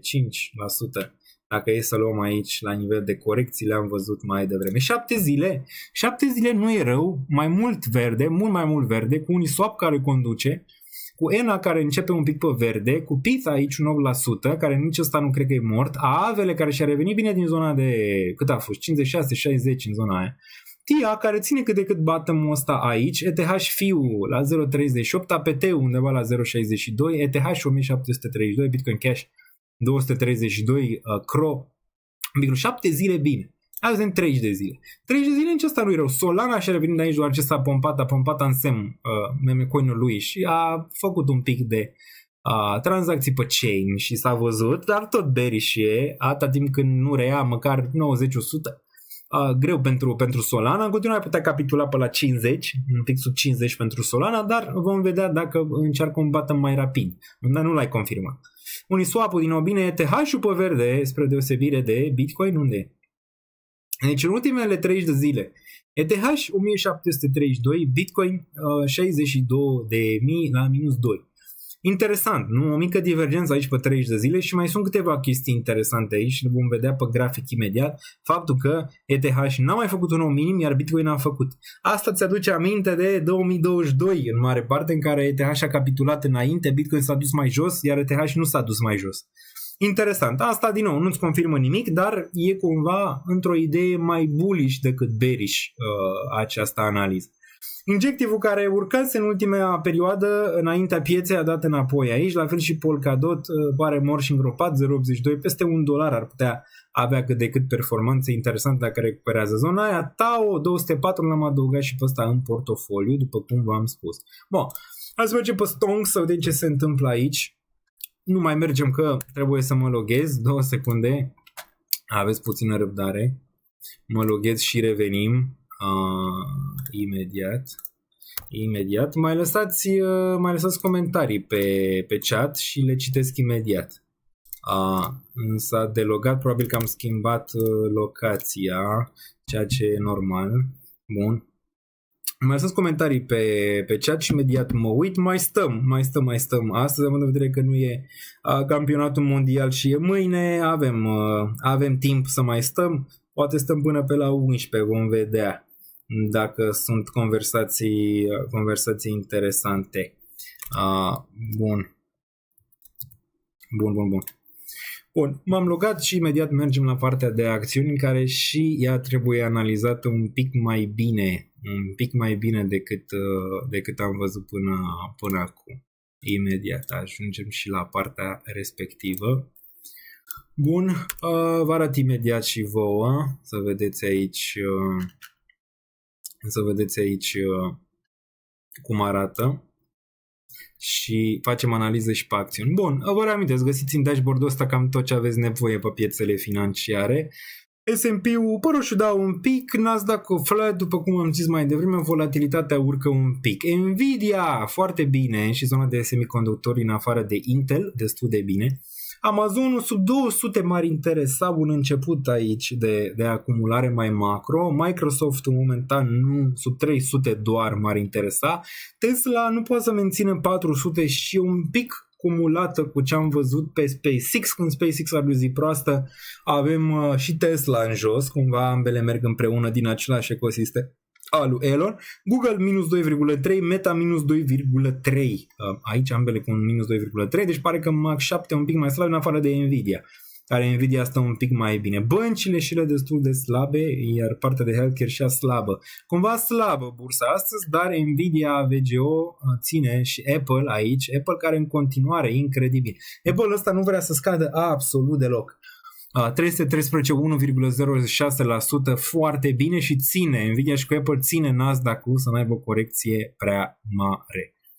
Bun, aveți aici la update, după cum v-am zis, la secțiunea de update, găsiți pulsul pieței Weekly Brief în fiecare săptămână, îl puteți citi și îl scriu în fiecare săptămână cu drag.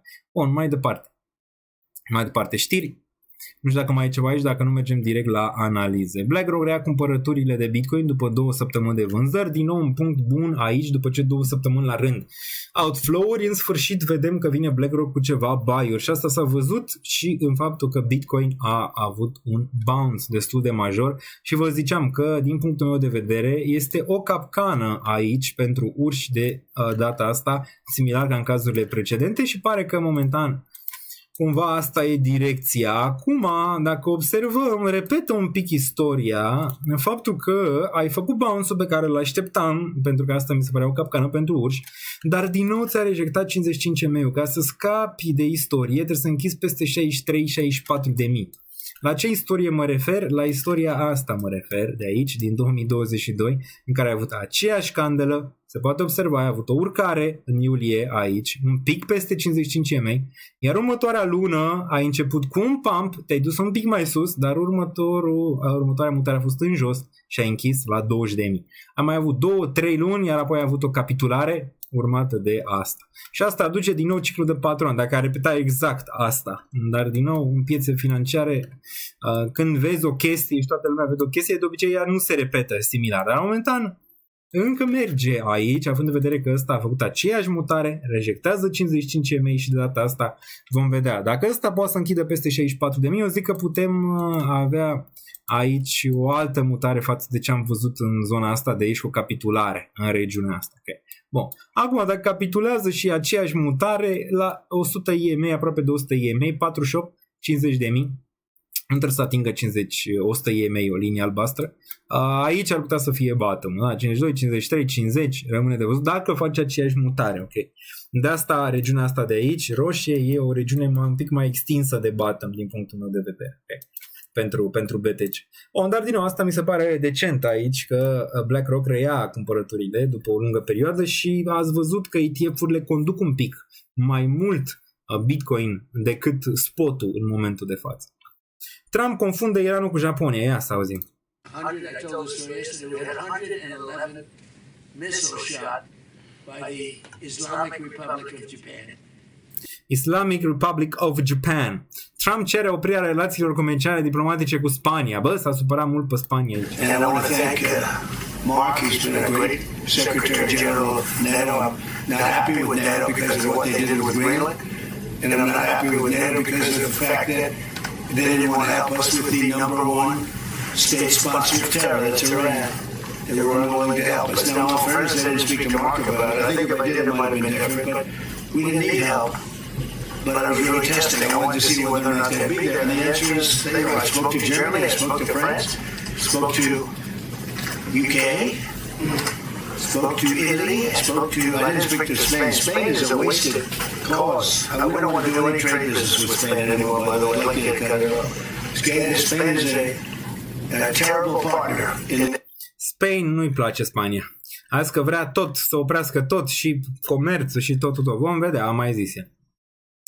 Trump, încetarea focului cu Iran s-a încheiat, nu mai vreau să negociez cu ei, a făcut nesimțit și în toate felurile și cam atât. Casa Albă lucrează la structura rezervei strategice de Bitcoin, lucrează de o lungă perioadă și desigur cel mai bearish semnal pentru Nvidia este ăsta. Jim Cramer spune că este momentul să cumperi Nvidia și știm foarte bine ce înseamnă asta. Oricum, dacă ați urmărit live-urile sau Patreon sau update-urile, știți că sunt bearish pe Nvidia și cred că va atinge sub 190, dar vom vedea astăzi.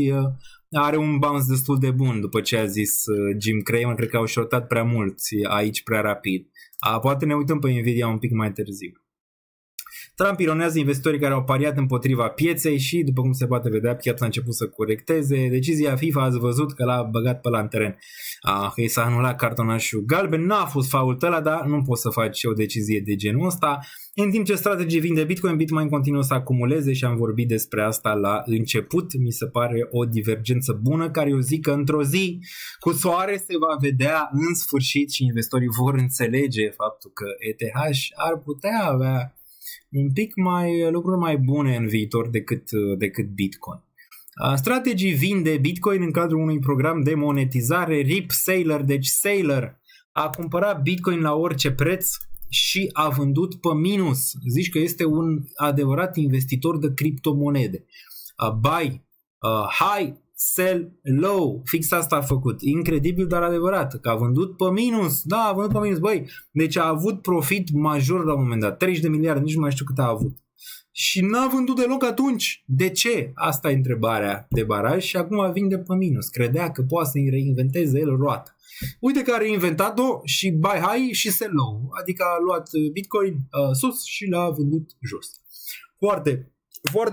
Foarte expert domnul Sailor până acum. Vom vedea ce mută mai departe. Dar momentan a capitulat și el un pic, asta e chestia, că n-a capitulat mai mult. A capitulat mai mult, eram probabil la 70.000, dar n-a capitulat prea tare. Imediat mergem la Bitcoin și la analizăm. Vitalik, am zis, Glamsterdam ajunge și el, piața muncii v-am zis de ea. Asta nu mi se pare o știre 100% reală, e de verificat, cu Bitcoin care a luat un nume record de Bitcoin, balene care au luat un nume record de Bitcoin și Trump a câștigat mai mult în cripto, am vorbit data trecută. Hai pe grafice să vedem ce se întâmplă aici pe Bitcoin și apoi mergem și pe ETH și o să stăm un pic mai mult pe ETH. Bun, Bitcoin partea bună, se poate vedea cu ochiul liber, a urcat peste 9.21 EMA, dar acum vine testul. Neapărat, închiderea de azi sau mâine trebuie să vină peste un 62.5 înapoi, dacă nu e problemă. Partea bună e că da, ai week-urile, sunt cumpărători aici, arată destul de bine, de fiecare dată când vii în regiunea asta ai cumpărători, dar vrei în sfârșit, după o perioadă lungă, n-ai mai avut suport de aici, din mai 2026 n-ai mai avut suport la 21 EMA, 9 EMA, de când l-ai spart. Orice urcare peste, rejectare și aici se poate vedea urcat un pic peste și rejectare. Trebuie neapărat să urci peste zona asta ca să începem un nou trend mai bullish. Trebuie să reiei zona asta la nivel micro. Zona asta fiind 64.6 până nivelul ăsta de aici de 66.1. Okay? De zona asta mi se pare rezistență momentan și nu pui decât un maxim în scădere momentan aici la nivel de preț. Okay? Peste regiunea asta și peste 55 EMA putem vorbi de o mutare mult mai largă, la 74 de. Cred că luna iulie se va termina cât de cât bine, chiar dacă avem acest conflict. RSI-ul deja e înaintea prețului un pic, se poate vedea cu minime în urcare în range-urile astea de aici. Arată un pic mai bine. Stocasticul a dat un pic repede în zona superioară, dar acum corectează, ceea ce e decent. Dacă ne uităm la MACD și el decent, dar pare că un pic buyerii dau înapoi. Hai să ne uităm la weekly. Weekly-ul luptă la 200 moving average, se poate vedea linia roșie, vei o închidere peste, gen din 64, vei o închidere peste 9 EMA, ai suficient timp să testezi 21 EMA, care vine la 71.000 și 65.000. Dacă ne uităm la RSI, o divergență bullish pe daily, am văzut, dar și pe weekly se poate observa aici, care istoric ți-a dus la un subsol pentru Bitcoin. Dacă ne uităm, cazul 2022 arăta cât de cât similar, deci ai chestii de care să te legi pe weekly. Dacă ne uităm, dar nu poți să, până când n-ai o confirmare, până când ăsta nu urcă măcar peste 66-67,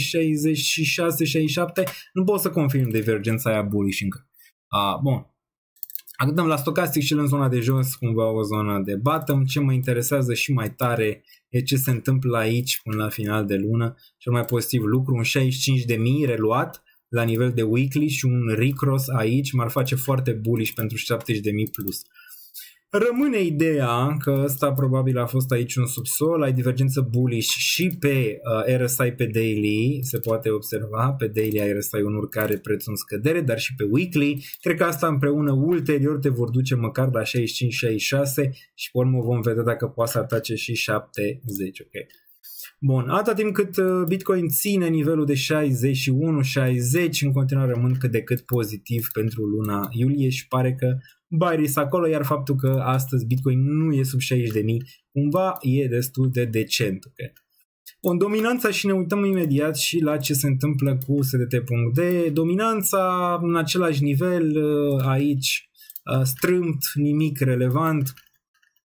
Această analiză am făcut-o pentru cei de pe Patreon, o să vă zic probabil săptămâna viitoare când analizăm ETH, dar în mare aici ai aceeași mutare de la primul, să zicem, subsol pe care l-a avut ETH în 2018 până când dominanța a picat, a fost 107 zile, topul pentru ETH, subsolul pentru ETH a fost în 21 aprilie, de fapt topul a fost în 21 aprilie 2025, în regiunea asta de aici, de obicei ai undeva la 107 săptămâni, deci mai ai un pic până când ăsta îți atinge range-ul, poate să-ți atingă regiunea asta de corecție până în regiunea asta de, nu știu, 50%, sub 50%. Dar vi-l explic mai bine data viitoare la nivel de dominanță comparată cu ETH și subsol top. Bun, dacă ne uităm la BTCD, interesant, 58%, sub 58 ne putem aștepta la lucruri bune, până atunci absolut nimic nu se întâmplă aici în regiunea asta, dar arată bearish în continuare, am vedere că ai avut un top aici, un top un pic mai scăzut în regiunea asta, dar până când nu-l vezi la 51%. Până când nu-l vezi sub 58% nu te poți entuziasma. USDT.D dă înapoi din regiunea asta de aici, istorică de top pentru USDT.D și bottom pentru piețele de cripto. Ai cam similar în ce ai văzut aici, dacă dăm scroll, ce ai văzut aici cu două încercări în regiunea asta și apoi corecția, ai cât de cât similar. Acum pentru o confirmare ai nevoie de sub regiunea asta de aici, 8.3 până la nivelul de 8.1, sub 8% îți confirmă acest dublu top USDT.D și atunci te poți gândi că Bitcoin era 70.000. Okay? Arată bine cât de cât aici pentru acest dublu top, dar ai nevoie de confirmare. Desigur, taurii pot face caz minim în oricare și dacă te uiți pe weekly, zici că ăsta stă aici pentru a face breakout la 20% și dispare piața de criptomonede. Nu așa se tranzacționează dominanța. Nu poți să tranzacționezi o dominanță cum ai tranzacționa paritatea BTC-USD. Pentru cine înțelege piețe financiare, înțelege. Pentru cine nu. Bun. Mai departe, ai la Ether, să vedem ce se întâmplă aici. Spatele, bătrânețea. Bun, ETH. Dacă ne uităm un pic la ETH aici, avem un minus 81% în 2022 și aici avem un minus 69%. În momentul de față, adică mult mai puțin decât aici. Problema e că aici se întâmplă într-o perioadă mult mai largă față de cazul ăsta în care ai avut 2021 până în 2022, aici ai 2022, bottom-ul ăsta și în continuare ești în 2026 aici, adică 4 ani mai târziu. Ai un time-based capitulation sau ai o încercare de lateral mai extinsă, dar seamănă similar cu ce ai văzut aici, numai că pe un timp mai îndelungat. Okay? Mutarea asta ar putea veni în continuare și de aici, da. Cred că va veni, da. Dar ține cont că aici a ținut un pic mai puțin, dar ai avut top aici în regiunea asta și apoi ai văzut retestare la low-uri. Aici nu ai avut încă retestarea acestui low de la 874 din 2022 și o teorie ar fi că poate ai nevoie de un week aici ca să ștergi toate pozițiile posibile și imposibile cu buretele, ok? Adică ceva de genul ăsta înainte de o mutare monstru. Dacă ETH se va tranzacționa sub 1000, eu zic că ăla este un trigger major, cu o mutare majoră se pregătește într-un timp mai scurt în zona opusă. Ok?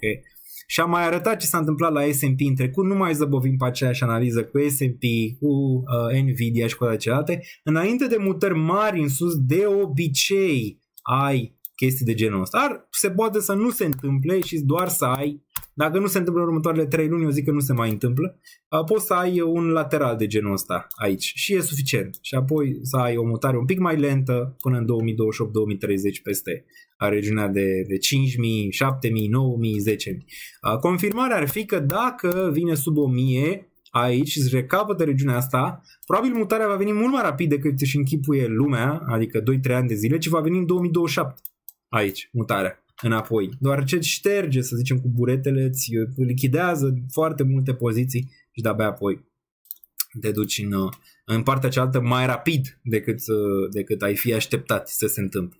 Cripto întotdeauna are mutări rapide când se întâmplă, de obicei urcările, dacă poți să vezi aici, ai stagnat vreo 2-3 ani de zile, dacă ne uităm, din 2018 până în 2022 ani și apoi urcarea asta de aici, 2020, a fost în câteva luni de zile, te-ai dus de la $300 la $4.800.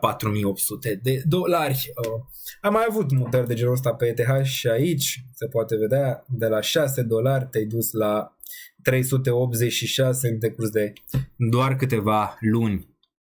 Bun, ETH BTC, un alt lucru important aici, dar înainte să mergem la ETH BTC, hai să ne uităm un pic la ETH, pe Bitfinex. Da? Interesant, ziceam de faptul că nu numai faptul că îți cumpără Tom Lee și îți vinde Saylor, dar și faptul că ăsta îți încearcă un dublu subsol aici, îți încearcă, e lucru important de spus, doar ce nu ți l-a confirmat încă.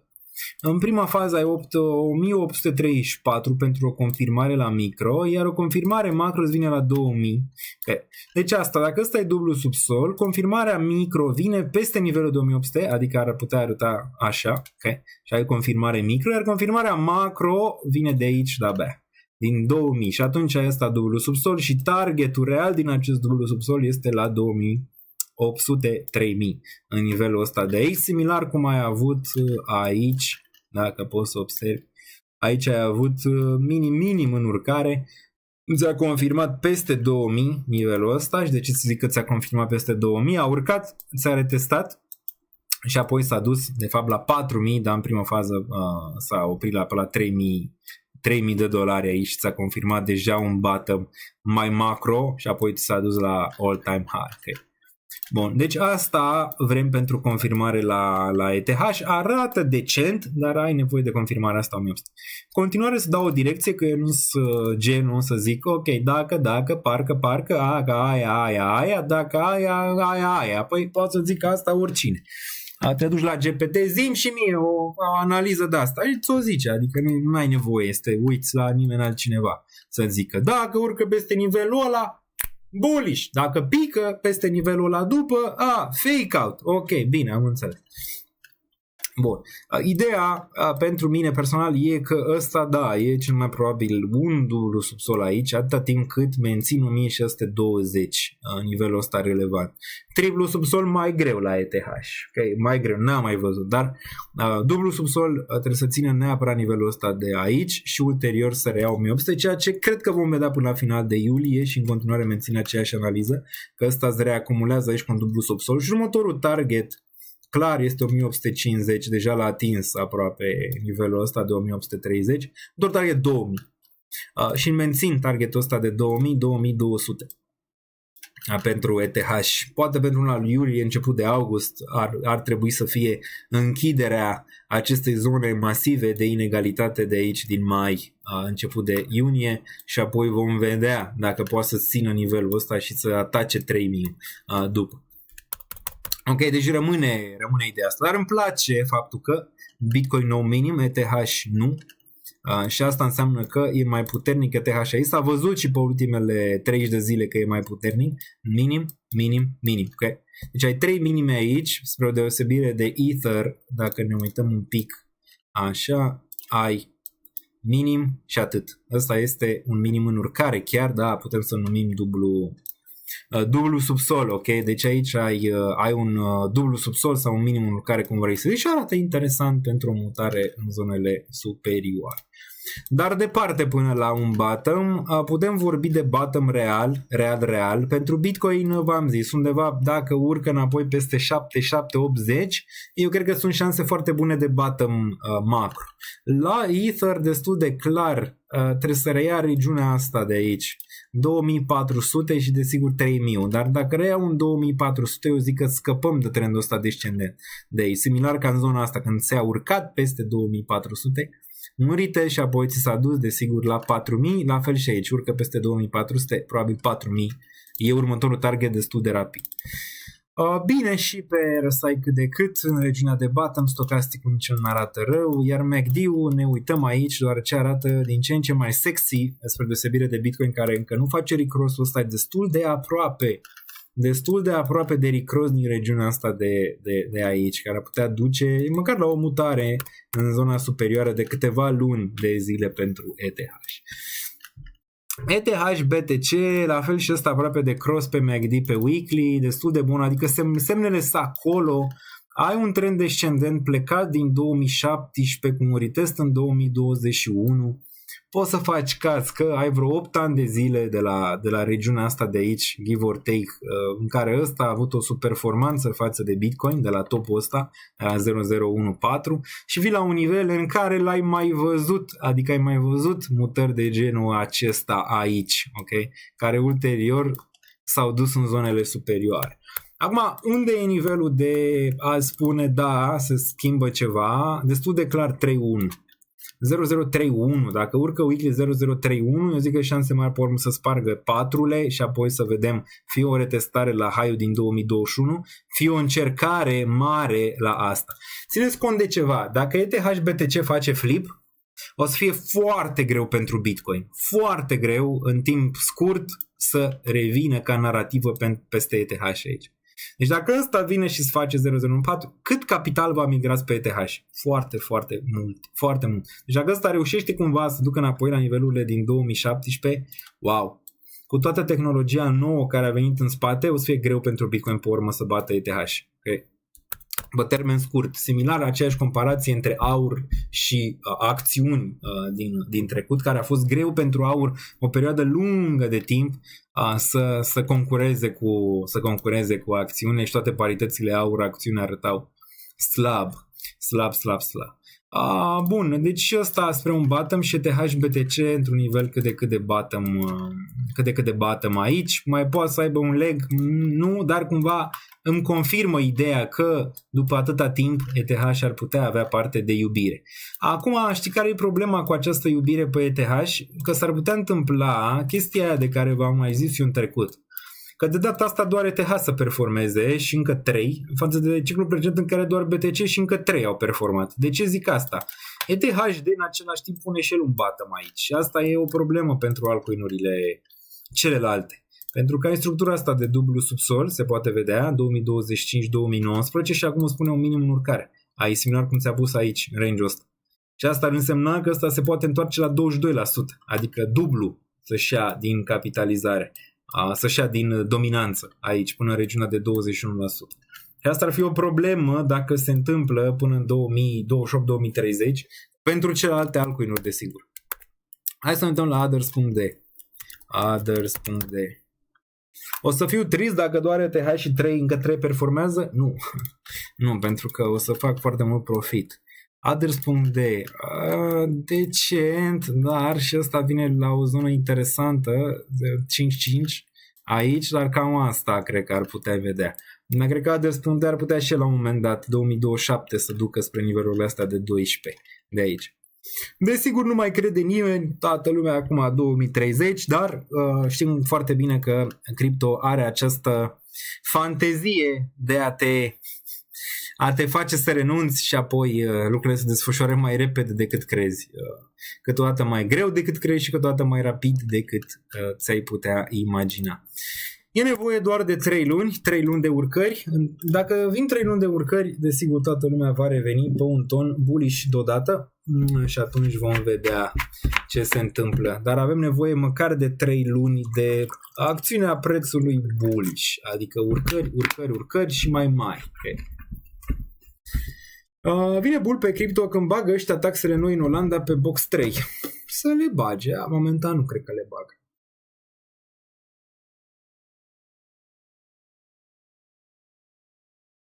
În ce contează cine performează mai bine? N-ai că și cum ETH ar face 10x? Ba da, ETH poate să facă 10x și Bitcoin 2. Absolut se poate întâmpla.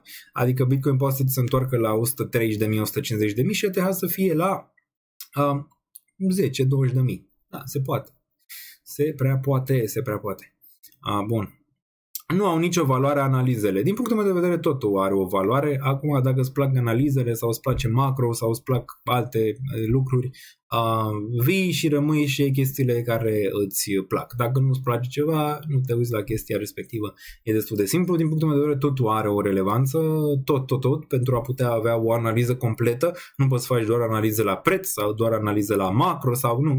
Trebuie să le ai câte o combinare între ele ca să poți să ai, să zicem, o idee mai bună despre ce se poate întâmpla. Asta nu înseamnă că se va întâmpla, doar ce nu ai certitudini că poți să faci cea mai bună analiză din istorie să nu se întâmple, dar o faci pentru a-ți baza investiția pe ceva. Că dacă nu faci nici analiză, nici macro, nici nimic, arunci la darts și zici pe aia o punem și gata. Deci trebuie să ai o analiză pentru a da încrederea ta. Faci analiza ta personală pe acea companie, pe acea criptomonedă, pentru a ști oarecum în ce investești și cum evoluează prețul. De asta îți fac analize. Pentru a-ți da o încredere în momentul când ceva scade, zici ok, s-a mai întâmplat, scade, graficul arată asta, istoricul arată asta, on-chain-ul arată asta, compania arată bine, arată prost, s-a schimbat ceva. Adică de asta se fac analize, pentru ca tu să poți să-ți bazezi o investiție pe o anumită încredere pe care o acorzi acelei investiții. Pentru că fără încredere nu poți să investești pe termen lung, pentru că peste un an de zile ți se va lua de investit dacă chestia respectivă tot scade, dacă n-ai încredere. Belief, trebuie să ai belief bazat pe ceva. Bun, ce crezi despre meciul Egipt-Argentina? Mai m-a întrebat lumea asta. Meritată victoria Argentinei, clar meritată victoria Argentinei și nu sunt fan mare Messi în niciun caz, dar meritată. Ai 2-0, nu poți să aperi 2-0 sau măcar 2-2. Te arunci în atac la modul ăla contra Argentina și la spațiile alea. Înțelegi? Adică nu poți. După ce te-ai apărat atât de bine, ai luat o razna în ultimele 10 minute și te-a ars. Chiar și cu ceva bulan, dar te-a ars Argentina. Dar a jucat mai bine, oricum. Uite-te pe stat, a jucat mai bine. Bun, o părere pe OG. Imediat mergem și facem și alte analize, că mai stăm un pic. Bun. Când ETH 10K, măcar să se întâmple. Dacă se întâmplă până în 2030, eu sunt foarte fericit. Deci dacă îl văd până în 2030 la 10.000, sunt absolut fericit. În continuare își mai adaug la stacul de ETH. Dacă va ajunge la 10.000, vor fi semne. Bun. Dar în continuare încrederea mea este mare. Asta nu înseamnă că trebuie să fie și încrederea ta, dar încrederea mea, prin analizele pe care le-am făcut despre ETH, e mare că va performa la un moment dat.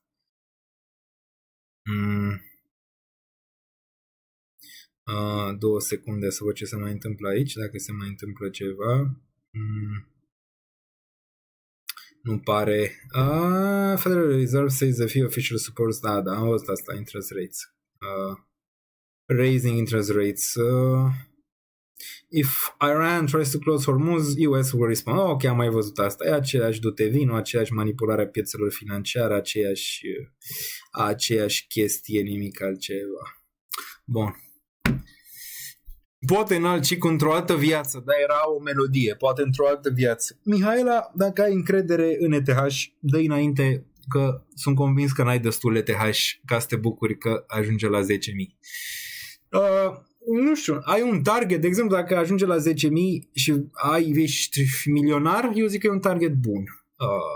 Și mai ales dacă stă mai mult în lateral, poți să investești și bani mai puțin și mai treptat până ți atingi targetul. Cât ar trebui ETH să ai ca să ajungă să ajungi la 1 milion? 100. 100 de ETH și 100 de ETH și ajunge la 10.000, 1 milion. Și aia.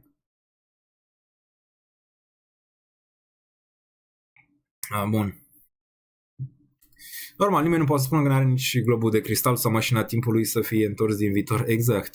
Dacă știa cineva exact ceva, își punea toți banii pe chestia respectivă și dădea. Știa, făcea. Dar nu așa merg piețele financiare sau tranzacționarea sau ce vrei tu să faci. Totdeauna joci probabilități mai mari, mai mici, dar s-a dovedit că dacă ești investitor cu tact pe termen lung, reușești. Dar câteodată ai momente în care reușești după vreo 10 ani de investiții. Fază de, nu știu, alte momente în care după 2 ani sau 1 an sau 3 luni de investiții. Marea diferență e că dacă reușești după 10 ani de investiții, sunt șanse foarte mari și s-a dovedit istoric, puteți vorbi și cu GPT-ul, aveți șanse mult mai mari să păstrați din banii aia. Spre deosebire de cineva care reușește sub 2 ani de zile din zona de investiții, șansele sunt de aproximativ 30% ca persoana respectivă să păstreze din banii aia. Astea sunt probabilitățile. Deci poate e și o parte bună că dacă reușești după 10 ani, chiar și păstrezi ceva din capitalul respectiv. Nu numai că păstrezi ceva din capitalul respectiv și ce să faci și cu el mai departe. Bun. Dar de unde shortăm petrolul? 90-100 nu-l văd mai sus. Nu mai țin minte ce am pus în update-ul din Patreon pe short petrol, 80 ceva, cred că am zis, 84, 86. Hai să ne uităm un pic pe celelalte piețe financiare dacă toți suntem aici, să vedem ce se întâmplă și pe celelalte piețe financiare. Mai e ceva aici? Nu. La secțiunea de învață vă puteți duce, faceți chestionarele, o să vi se adauge la profil. Aveți două, se vă adaugă la profilul de portofoliu. Aici la portofoliu vă puteți face portofoliu și după cum vedeți aveți aici profilul tău de risc. Ăsta e un portofoliu pe care l-am făcut de test aici cu ceva timp, dar puteți adăuga ce tranzacții vreți voi și la secțiunea de cripto, dar și la secțiunea de acțiuni. La cripto top 1000 doar, iar la acțiuni doar S&P 500, le vom adăuga și pe celelalte, dar atât ce faci chestionarul o să ai și lucruri aici la care să te uiți pentru a putea vedea la cum poate o idee, cum ar trebui să investești. Ai și calendarul economic, vin și raportările financiare, deja cred că la bănci vor începe de săptămâna viitoare, pe urmă și companiile spre final de an vor raporta pentru trimestrul 2, nu? Cred, da, ceva pe acolo. Cred că e trimestrul 2 aici și apoi suntem în 3 și urmează trimestrul 4. Dar putem să vedem FOMC, deja au fost minutele aici. În rest, inflația cred că vom vedea săptămâna viitoare aici ceva. Da, inflația se poate vedea. Inflația la 3,9 așteptată, iar corul la 2,8. Dar vom mai discuta săptămâna viitoare. Pe 14, dacă e pe 14, când e asta? Ia să ne uităm. 14 este marți. Marți 14-15 vom vorbi despre inflație pe live-ul de săptămâna viitoare. Bun, hai să ne întoarcem pe grafice. Să vedem ce se întâmplă. Bun, pe grafice, ce mai vedem aici? Urcări, BIM, n-am renunțat la el, l-am în continuare în portofoliu de bază, chiar dacă performanța a fost slăbuță. Aici, ideea de bază rămâne, bată-mă în regiunea asta cât de cât, iar ulterior, probabil, o urcare în regiunea asta de 0,06, poate chiar 0,07. Vom vedea, poate chiar un cent aici pentru BIM în regiunea asta. Nimic nu se schimbă până când BIM nu reia un cent de-abia în regiunea de un cent. Uniswap ziceam că mă uit cât de cât la ea. Ce îmi place e că a urcat peste zona de 2,94 și menține ceva suport aici, după cum se poate vedea. Targetul în primă fază 4, dar pare o formațiune de dublu subsol macro. Nu m-ar șoca deloc dacă asta ar avea o reacție ulterioară în următorul an până în 18, adică în regiunea asta superioară din nou. Un grafic cât de cât interesant. E-Gold-ul și el pare mor, dar niște buyeri aici au venit de nicăieri. Am auzit că a cumpărat și CryptoAce, deci cred că el a fost pe această candelă de aici, așa că altcineva cine mai cumpără, cine mai are curajul, asta e întrebare, să mai cumpere, până când nu reia 4, în continuare structură bearish, dar pe termen scurt ai putea avea o surpriză aici, adică ar putea avea o surpriză de genul ăsta. Ulterior, dacă atinge nivelul ăsta, 12, cred că voi vinde jumate măcar, chiar și pe o pierdere aici din E-Gold. Apoi vedem, dacă vine aici o să fie greu să urce peste 22. 22 l-aș vedea cam un maxim așa, 22 până un 34, cu toate că targetul meu inițial era undeva pe la 68, țineți minte, sau chiar 100 în regiunea asta. Pierzând range-urile astea mai complicat pentru el să facă asta. Da? Deci un target real ar fi înapoi la 13, dacă ăsta e bottom-ul, și apoi ai avea 31-22. Dacă punem un Fibonacci, a găsit atât de mult încât Fibonacci nici nu are sens pe așa ceva aici. Deci rămân range-urile astea pe E-Gold. Cât de cât relevante. Aurul, ne uităm și pe petrol imediat, aveți răbdare. Aurul, vedem dacă merge, perfect. Dacă ne uităm la aur, Bun, aur 3895, 3900, 3864, un nivel cât de cât relevant de suport. Nu cred că îl va sparge atât de rapid și să se întoarcă aici dacă nu vine vreo problemă macro, nu știu ceva. Cred că aici își poate găsi un subsol cât de cât pe termen scurt și apoi va încerca din nou un bounce până în 4364. De aici poate chiar un pic mai sus până la 4500. Și vom vedea după. La nivel de EMA-uri, interesant, dacă vreți un suport mai mare pe EMA-uri, mergeți pe weekly, 100 EMA-uri, la fel ca la Bitcoin. Okay. Ai sub 55, următorul target e 100, 100, 3758, dar o să fie în urcare spre range-ul ăsta de aici.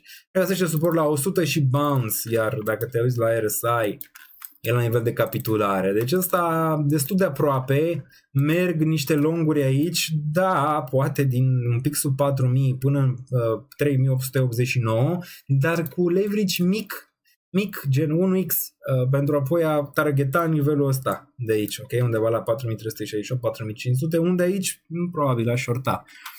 Bun. Mai departe, ARB-ul 007 pentru ARB, același lucru cred că se va întâmpla pe ARB, aceeași analiză, cred că s-a schimbat mare lucru. 0076 pentru ARB, în continuare poate să vină cu un ultim week la 005 și ulterior probabil un bounce din range-ul ăsta. E într-o moarte clinică, dar e într-o moarte în care e aproape să capituleze și să înceapă un nou ciclu măcar cât de cât ascendent după o perioadă de genul ăsta. De obicei ai o capitulare aici și apoi ai o încercare în zonele superioare de RSI. Am mai văzut asta și la alte monede, inclusiv Solana în trecut. Deci nu pare departe, dar ar mai putea avea încă o mică capitulare înainte de un bounce un pic mai frumușel. Bun. Mai departe, BNB-ul în continuare se ține bine, dar un pic bearish, atâta timp cât e peste 500 ok, sub 500 un pic problematic. AVL88 are destul de multă relevanță, având în vedere că aici au venit buyeri imediat la 60 din range-ul ăsta, sub 80 până în 60, nivel decent și ăsta într-un trend descendent din iulie 2025, multă vreme, îndește de range-ul ăsta de aici. Acum ai vrea similar, un lateral de câteva luni și apoi o încercare înapoi în regiunile superioare și vom vedea dacă pune un macro dublu subsol, care e destul de rar, dar odată ce vezi un macro dublu subsol, ai o reacție foarte bună în zona superioară după. Dar avem în continuare decent, printre cele mai decente. SUI, nu știu dacă și-a atins încă bottom-ul, pe aici am average-ul de la SUI, pe la 0,7. M-ar mai interesa SUI, da, cred că va avea în continuare performanță decentă în următorii 2 ani. 0,37 până în 10 cenți, aici m-ar interesa nivelul de capitulare mai macro. Dar sub 0,5 în primă fază aș mai lua ceva. Bearish atâta timp când nu reia măcar $1, dar eu aș zice 1,37, 1,4. Asta e nivel de bull, apoi putem vorbi de orice altceva, dar până acum pare că așteptăm un pic capitularea, care nu pare departe. Aici poate mai vrei încă o încercare în zona asta de RSI negativ și apoi îl avem. Bun, link, $7 aici pentru link, minus 3%, în continuare și ăsta slăbuț, atâta timp când nu reia 10,8, predispus la încă o zonă aici, 6,2 până în 4,8, voi mai lua acolo. Voi mai lua link, în continuare mă concentrez pentru reacumulări în range-urile astea mai de jos de aici pentru link. Cred că de aici va avea din nou un bounce, că va face un week, că nu va face un week, cred că va avea un bounce din zona asta încă o dată pentru link. Bun, altceva, Solana, nu slabă Solana, slabă, atâta timp când nu reia, 95, ăsta e nivelul important, 95-96, peste nivelul ăsta cât de cât ok, poți să te gândești că poate să meargă chiar pe la 180, atâta timp cât e sub, te poți aștepta la o capitulare pe o zonă interesantă, 44-27, aici poate mai aproape de 44 decât de 27, aici deja pe minus 79%, aici avea minus 84. Dacă s-a mai maturizat un pic, 84% ar putea să fie de data asta nivelul de capitulare mai macro aici pentru Solana. Bun, hai să mergem, că mai avem câteva aici, până mergem la petrol. Ne uităm la Hyperliquid.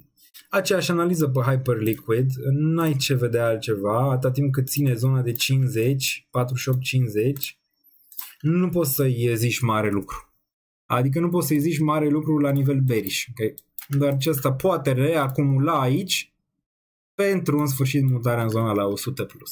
Sub regiunea asta, bearish, și atunci putem vorbi la un retest la 20-30 cu reacumulare încă o dată, minim în urcare și de-abia apoi. Okay? Dar scenariul ăsta e mai plauzibil momentan, având în vedere că și Bitcoin și ETH se pe o regiune de bottom, decât neapărat o cădere de asta deep cu Bitcoin pe la 30.000, că asta ar însemna un Bitcoin la 30.000, un ETH și la sub 1.000 și Hyperliquid înapoi la 23. Okay. Asta ar fi ideea. Mai repede poate un 50 retest și un chop în regiunea asta de aici și apoi un nou breakout, similar cum ți-a făcut aici cât de cât, pentru 100 plus, pentru Hyperliquid. Bun, ce mai vedem? Asterul, același, treziți-mă când urcă peste 0.82, același, măcar acum mai fac niște buybacks, ceea ce e cât de cât decent, dar același, nimic, e mort, lateral, e grafic de spital, e inima aici, uite, bam, când urcă peste 0.8 sau când pică peste 0.5, mă treziți, îmi dați pin, până atunci n-are rost. Ordi pare că pune un minim în urcare, a avut aici un range de 10-11, n-a putut să-l reia, poate acum un 5-5 ar putea fi pe masă și Morph în continuare puternic, dar nu pot să mă ating de el aici, Pengu în continuare slăbuț, asta e regiunea în continuare de acumulare 006-003. Bun. Hai să mergem și pe Stonk și mă uit pe chat să vedem dacă ați mai zis ceva. Se închide și bursa, AMC-ul urcă aici, a atins primul target 2, a dat 2.93, a dat înapoi. Baba, suport bun, vă ziceam aici, l-a luat 94-92, destul de bun și un bounce destul de bun la 108.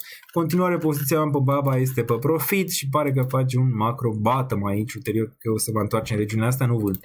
Nvidia luptă aici, luptă, a atins 190, băi, a atins 190, ce e drept, cât a fost? 191.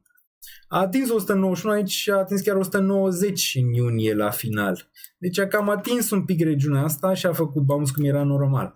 Acum vom vedea, bullish de peste 210, până atunci 170 ar putea fi în cărți. Dar nu e chiar atât de rău.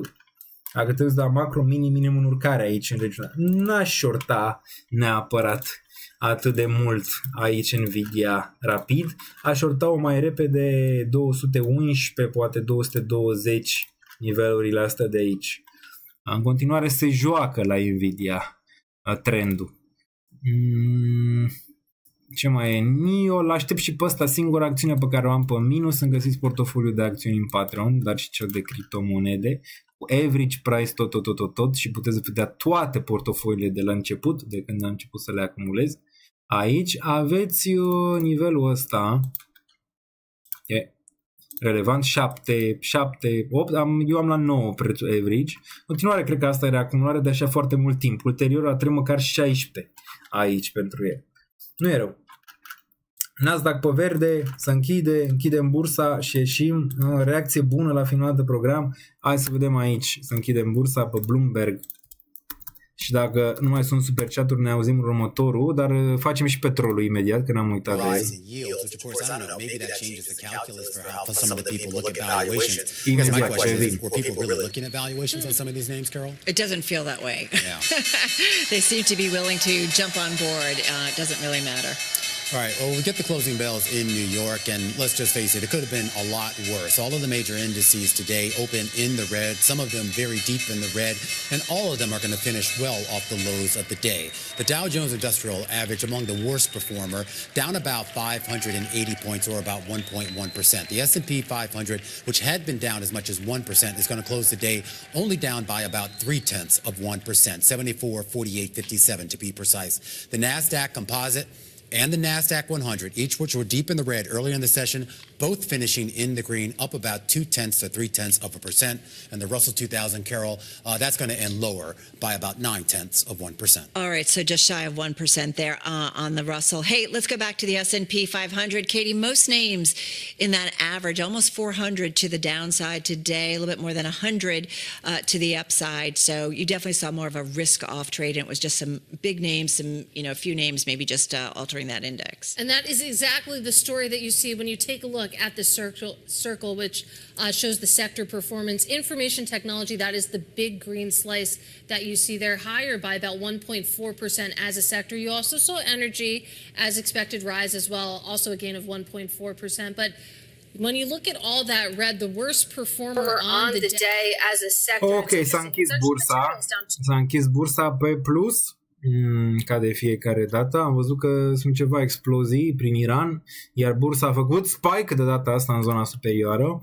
Interesant, nu? În continuare, dacă ne uităm la Nasdaq, bine, eu cred că Nasdaq-ul va veni spre zona asta luna asta, 30.256, poate chiar peste all-time high, vom vedea. La S&P sunt un pic mai convins aici că după ce am văzut această corecție micuță, vom testa spre 7.654 luna asta într-o probabilitate mai bună aici. Arată mai interesant. Pare din nou ciop în lateral pentru o continuare în zona superioară, dacă vă vine să credeți. Iar Sofiu, ok, și-a găsit de mai multe ori rejectări aici, chiar ziceam un update de short peste regiunea asta și apoi probabil peste regiunea de 21 ar mai fi relevant, dar începe din ce în ce mai bine să arate aici, care vrea un 22 în perioada viitoare. Deci n-aș mai shorta 19, ci m-aș orienta mai mult peste 22.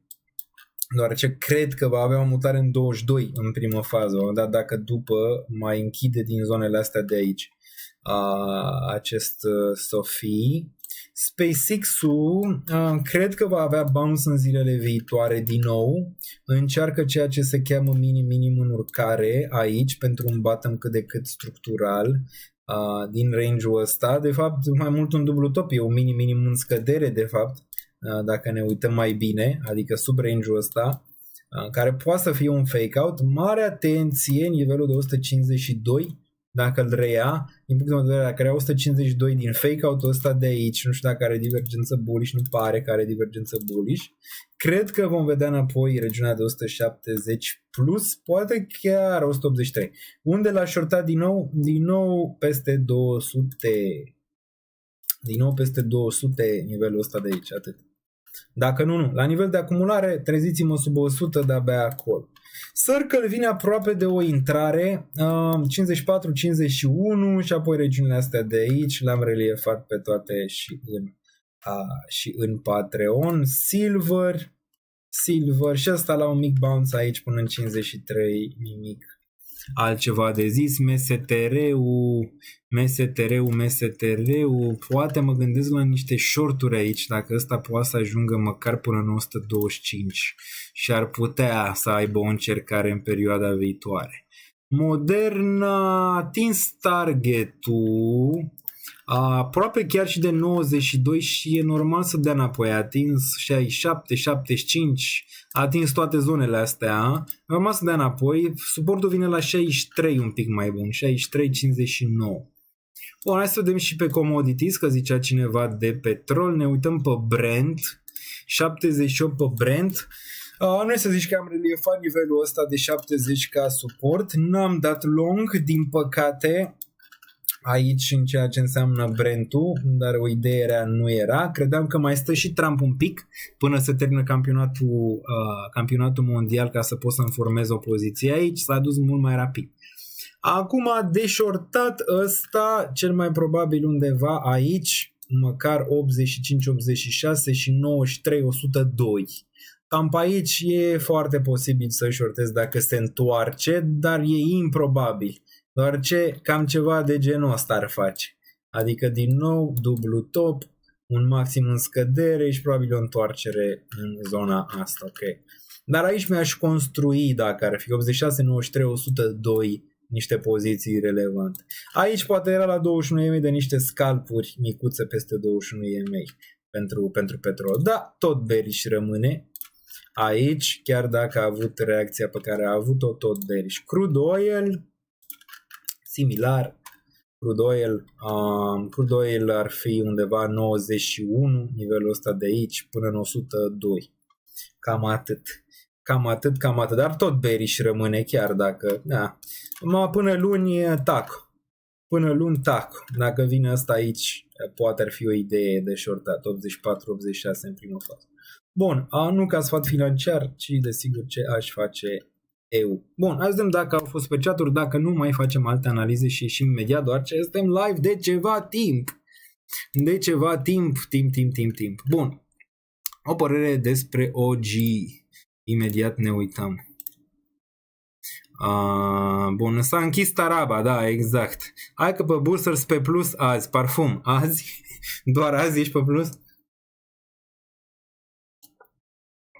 Deja am făcut exit pe plus la Nvidia, și eu o parte, dar nu la tot. Tao și Ondo, hai să ne uităm la Tao, deoarece am adăugat și eu o poziție pe Tao. Bun, Tao în continuare nu arată extraordinar aici. Dacă te uiți la acest grafic, nu știu dacă e graficul total al acestei monede.